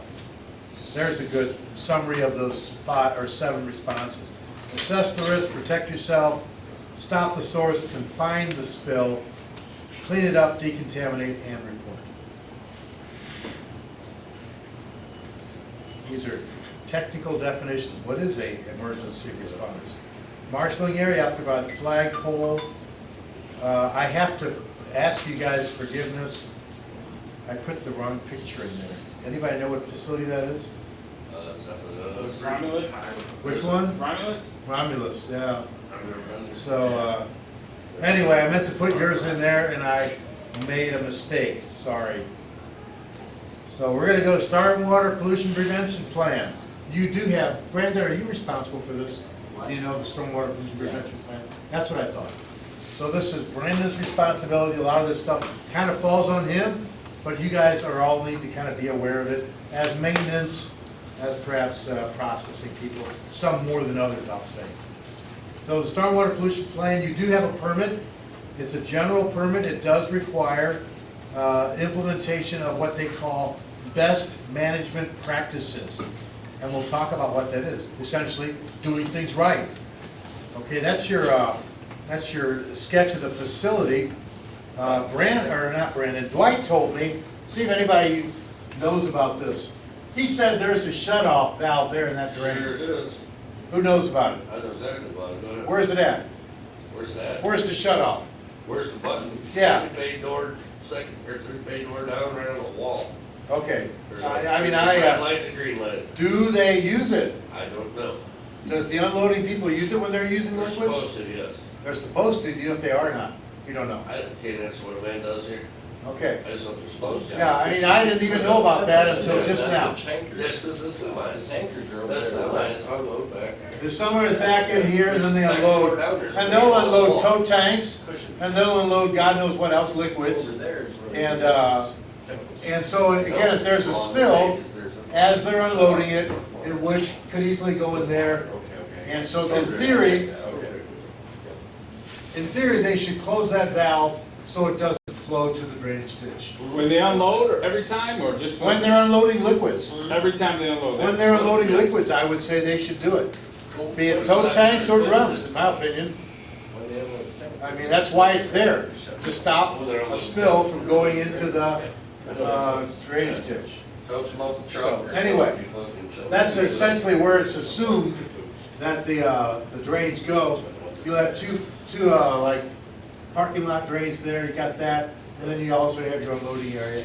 And over there, they have another kind of stop valve, but I think that's just for the unloading area. But how does that make any sense? Nothing goes to that drainage ditch, so you're not blocking anything from going to that drainage ditch, you're blocking it from going to the city sewer. No, it's going to the stormwater sewer. It's the stormwater sewer, not the city sewer. Okay, but Stormwater still not means going it to takes. that ditch. Yeah, it goes from this into this ditch, then if it's raining, you'll see the water accumulates in here, it flows over here, then it goes this All the way. way in the back of the building? How the hell does it get there? Yeah, no, it goes all the way back there, yeah. How's it getting there? It flows on the surface. On the surface. Yeah. That's the highest spot, this is the lowest spot. And it flows to Bark Creek, which discharges into the Sandusky River about 4 miles north. I mean, I did all the research to figure that out. I just said. Yeah, I didn't know it until I did the research, I know what so. the button is, but I didn't think it went to that ditch. Those lines are assumed, not actual. I don't know exactly where those pipes are, but they're assumed, Okay, I see where you're going now. for what it's worth. But that's essentially what happens to stormwater. Okay, that's what happens to stormwater here. Stormwater can and has contaminated surface waters. So you have a spill and it's on the ground and it rains, it washes off, it could kill fish, it could contaminate streams. So you have one stormwater outfall, the effluent from the stormwater trench that goes across the street then. The stormwater, really the plan has best management practices. If you implement best management practices, you're pretty much in compliance with the permit. You have to have monthly inspections, that's part of the best management practices. Brandon does that, make sure that he's got a checklist, he checks through to make sure there's no debris, that there's no dead grass, or there's no something that wouldn't be right. It requires an annual review of the plan to make sure it's still accurate and current, and you want to minimize debris and trash accumulating by the storm drains. So these are some of the best management practices. Oil pigs, oil-dry pigs, absorbent materials should be available in case there's a spill. Especially, I would say, well, I don't have the map up there, in the unloading area and where you have chemicals, obviously. In the unloading area though, is where it's most likely going to go off-site, or in the, either the bulk unloading area or the unloading area in the warehouse area. Immediately clean up any spill, that's obvious. Proper training, that's what we're doing now. Storage procedures. Storage procedures means no chemical storage outside. A number of years ago, I don't know who did it, I don't really want to know who did it, but there were about 10 or 12 drums outside. Not labeled, closed, some of them actually bulging. That's a bad deal. That's a really bad situation. I mean, we had to go in there and try to do the best we can to identify what it was. I'm not going to open a bulging drum. That could blow up on you. And so we got somebody in here to help essentially do that and to take it off. It was just not a good situation. Bottom line, I say the whole story. Don't put drums outside if they have any liquid in it at all. If they are completely empty, I think it's best to lift the bung up and turn them over, so that everybody knows it's empty. If you put the bung on and it's empty, I mean, you can kind of shake it until it's empty. I don't know. Bottom line, I don't like drums outside at all, and especially if they're filled, and even worse, if they're not labeled. So, no drums outside. Inspection and regular cleaning of the outfalls should be done if necessary. Drums should be, the ground should be free of gums, paint, solvents, products like that, all in a covered or inside location. In my mind, inside, not covered. Prohibiting employees and contractors, nobody should just dump a little bit of liquid waste outside. That just doesn't happen these days. Continuous monitoring of the unloading operations, that's what Reggie does, I'm sure. And all forklift maintenance should occur inside. We had a good discussion on that this morning. Dwight said that ain't the way it happens. And so right now the forklift is serviced outside by a contractor. And I think we either need to change the plan to say that, and then if they do it, they need to have obviously ways to collect the oil and, you know, absorbent pads with them in case they spill some. So it's not like they can't do it, but the plan should coincide with what we're doing. So yeah, right now it says that we're not supposed to do that, but I know it's happening. You could call a contractor and tell them to do it inside too, but there may not be space, I don't know. So anyway, quarterly visual assessments, which is something Brandon is surely doing, of the rainwater. That's kind of a pain, I have to admit. You're supposed to take a water sample every quarter when it's raining, check it for color, oil, color, odor, clarity, floating debris. It's kind of a pain.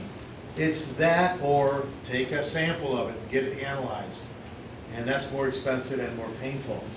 So this is kind of a recent thing, I'd say the last 3 or 4 years. They started doing this visual quarterly assessments. So I would take a photo of it when you do it and obviously complete the proper documentation. So that's your Stormwater Pollution Prevention Plan, SWPPP. Biggest thing to remember is best management practices. Okay, moving on. Oil spill prevention, control, and countermeasures. This is the plan that covers milk we're talking about, because milk is, in fact, by definition in this rule, a type of oily type material. So you don't have milk here, but you do have spray wax, which is another oily type material. So oils or similar types of materials are regulated if you have more than 1,320 gallons on site. You can self-certify qualified facilities, which you do qualify. You would be a Tier 2 facility or a self-certifying facility.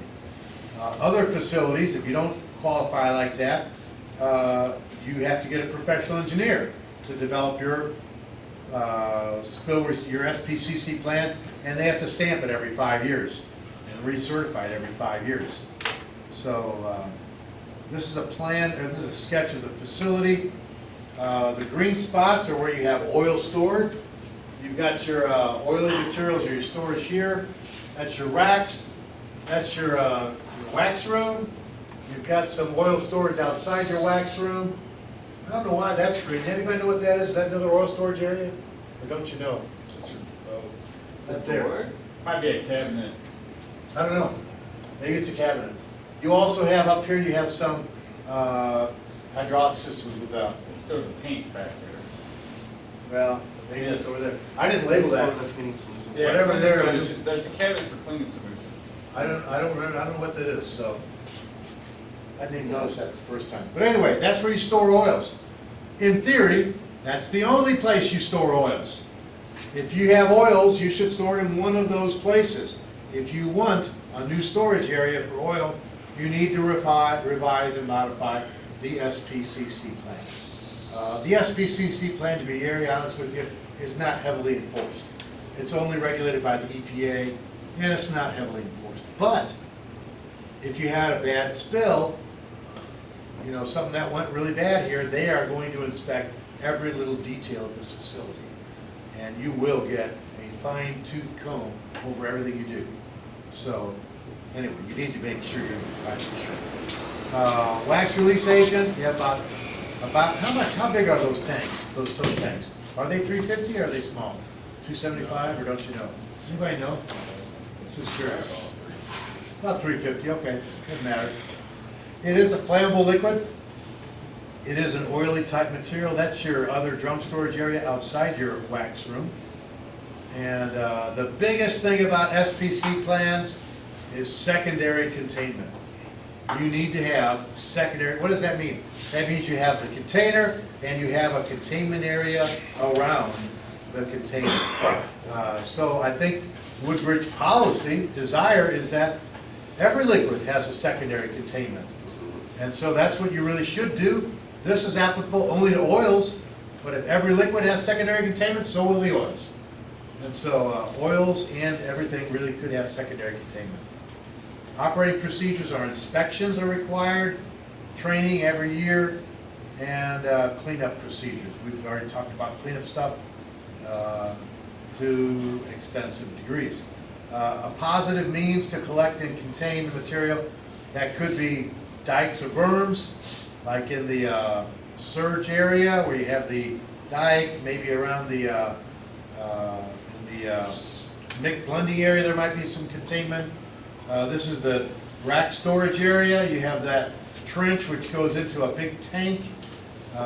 Someone told me that's diversion, they would call it. That's obviously not a berm, but it's a diversion. It's going to take the liquid, put it down into that trench, and it's going to flow into that big tank there.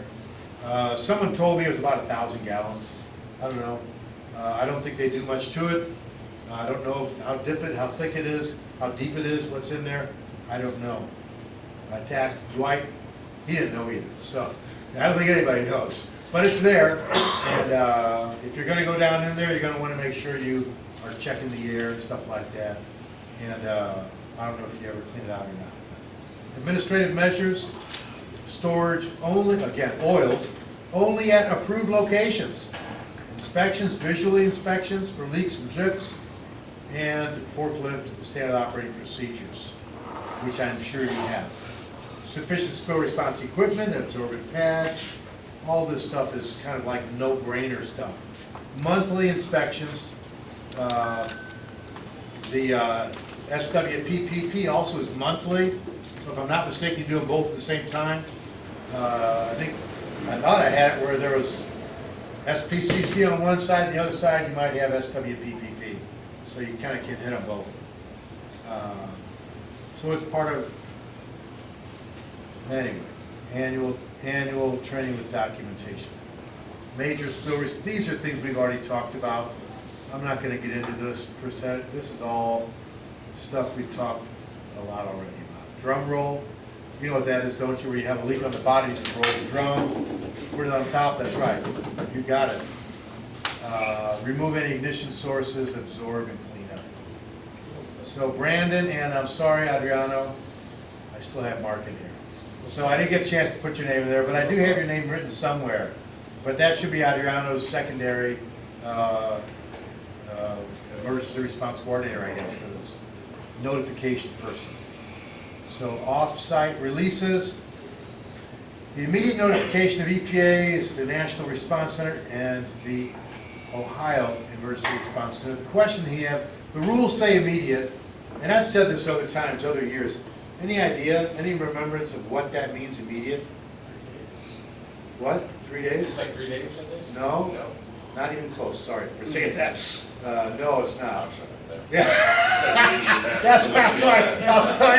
I'm sorry I said that because I don't want you to not talk, so please forgive me for my flippant response. Very inappropriate for a teacher to do that. Not even close. Not even close. Forgive me. Okay, so what is immediate? Anybody having any idea? Within the hour? Close, close. This went to the courts. The court system decided what is immediate. As soon as possible. Well, immediate means exactly that, as soon as possible, but according to the courts and the judicial process that brought a spill to them is not more than 2 hours. So immediate, but not more than 2 hours. That's what I meant to say. Yeah. It's in his notes. So you got the days and hours mixed up. You were close if you had said hours. So I think this company notified after 4 hours, and EPA brought an action against them, and they lost. Because the court said immediate should be less than 4 hours, and they put a 2 hour kind of limit on it. That's not in the regs. You're not going to find that in the regulations. That's in the judicial process. Are we keeping these after this class? You can keep it. Yeah. For today and bring it back? Oh, yeah, you can bring it home and read it tonight if you want. Okay. Study it? Read it before you go to bed, you Or know? you want us to leave it here or take it with us? You can take it. I don't care. We're gonna need it tomorrow, right? What is that? The book. Oh, the notes? Yeah, you can keep that. No, I got a whole new set of notes for tomorrow. Okay, yeah. You can take that. If you throw it out after you leave, I'm not going to be offended. No, I'm gonna study it. Good job. Good man. Spill reporting information sheet. There is something like that. If there is a spill, I would recommend doing this spill reporting information sheet. Why? Because if you do have to call 911, they're going to ask you all of these questions. And you're going to sound pretty dumb. What's the what do they call it? The code on the drum or on the truck? I don't know. You get all this information together, provided you're not up against a 2 hour deadline, of course. Get all this information together. How much was spilled? What was it? What is some information? They'll ask you these questions. Filling out this sheet will really help you if you have a big bad spill. So complete the spill reporting information sheet with all the details. Reportable to EPA. What they say in the rules, which is very ambiguous, is if there is a sheen on the water next to your facility and it's from you, you should report it. They don't have no information on how much. It could be, in theory, a quart, a pint, a drum. But if there's a sheen and it's from your facility, you should report to EPA. Very strict standard. Also, they say discoloration of the water. Water quality standards that you have to analyze for that. And then if it might be below the surface, there might be some other kind of stuff that settles below. Anyway, those are the reporting requirements for EPA. That is the Federal Environmental Protection Agency. The Ohio EPA says 25 gallons. And what that says is 25 gallons if it spills adjacent to a roadway, public roadway. Personally, I would say if it goes into that drainage ditch, that's enough to report it. If you have 25 gallons, a half a drum, that's a lot of oil. If that goes into that drainage ditch, you should report to the Ohio EPA. The Ohio EPA encourages responders to report, even if it's less than that amount. So, detailed responses, what time do I got here? 2 minutes. Ooh. I'm gonna go fast. These are all things we pretty much talked about. SPCC plan should be updated every 5 years or whenever there's a major change, such as a storage location. A minor change might be a change in key personnel. Adding Adriano would be a minor change. A new change to the storage location, that would be a major change. Hazardous waste training. You have two kinds of hazardous waste, ignitable and reactive, which is U223, TDI, contaminated waste. There is a mixture rule. I'm going to talk about the mixture rule very briefly, and that's all. The mixture rule is a very, again, I'll say firm or aggressive rule. And what it says is if you have TDI and you mix it with anything, the whole mixture is a hazardous waste. If you have TDI and you mix it with neutralizing agent and it's completely neutralized, you still have a hazardous waste. So the mixture rule says a mixture of a listed hazardous waste, such as U223 TDI, and anything else is still a fully regulated hazardous waste. And so your mixture of TDI and neutralizing agent, I don't care how neutralized it is still a hazardous waste. So I'm going to just stop there. And obviously drums need to be labeled and closed with a, what do you call it, a relief valve. If you don't have a relief valve and you got 5, 6 drums, put that thing on, just don't crank down the ring. Leave it loose. We got a test now. Quiz. Here we go. I might go over the quiz tomorrow too because I talked too long. This quiz is just for that last session. Should we put it back on and peel it out, go slow? One of these days. There we go.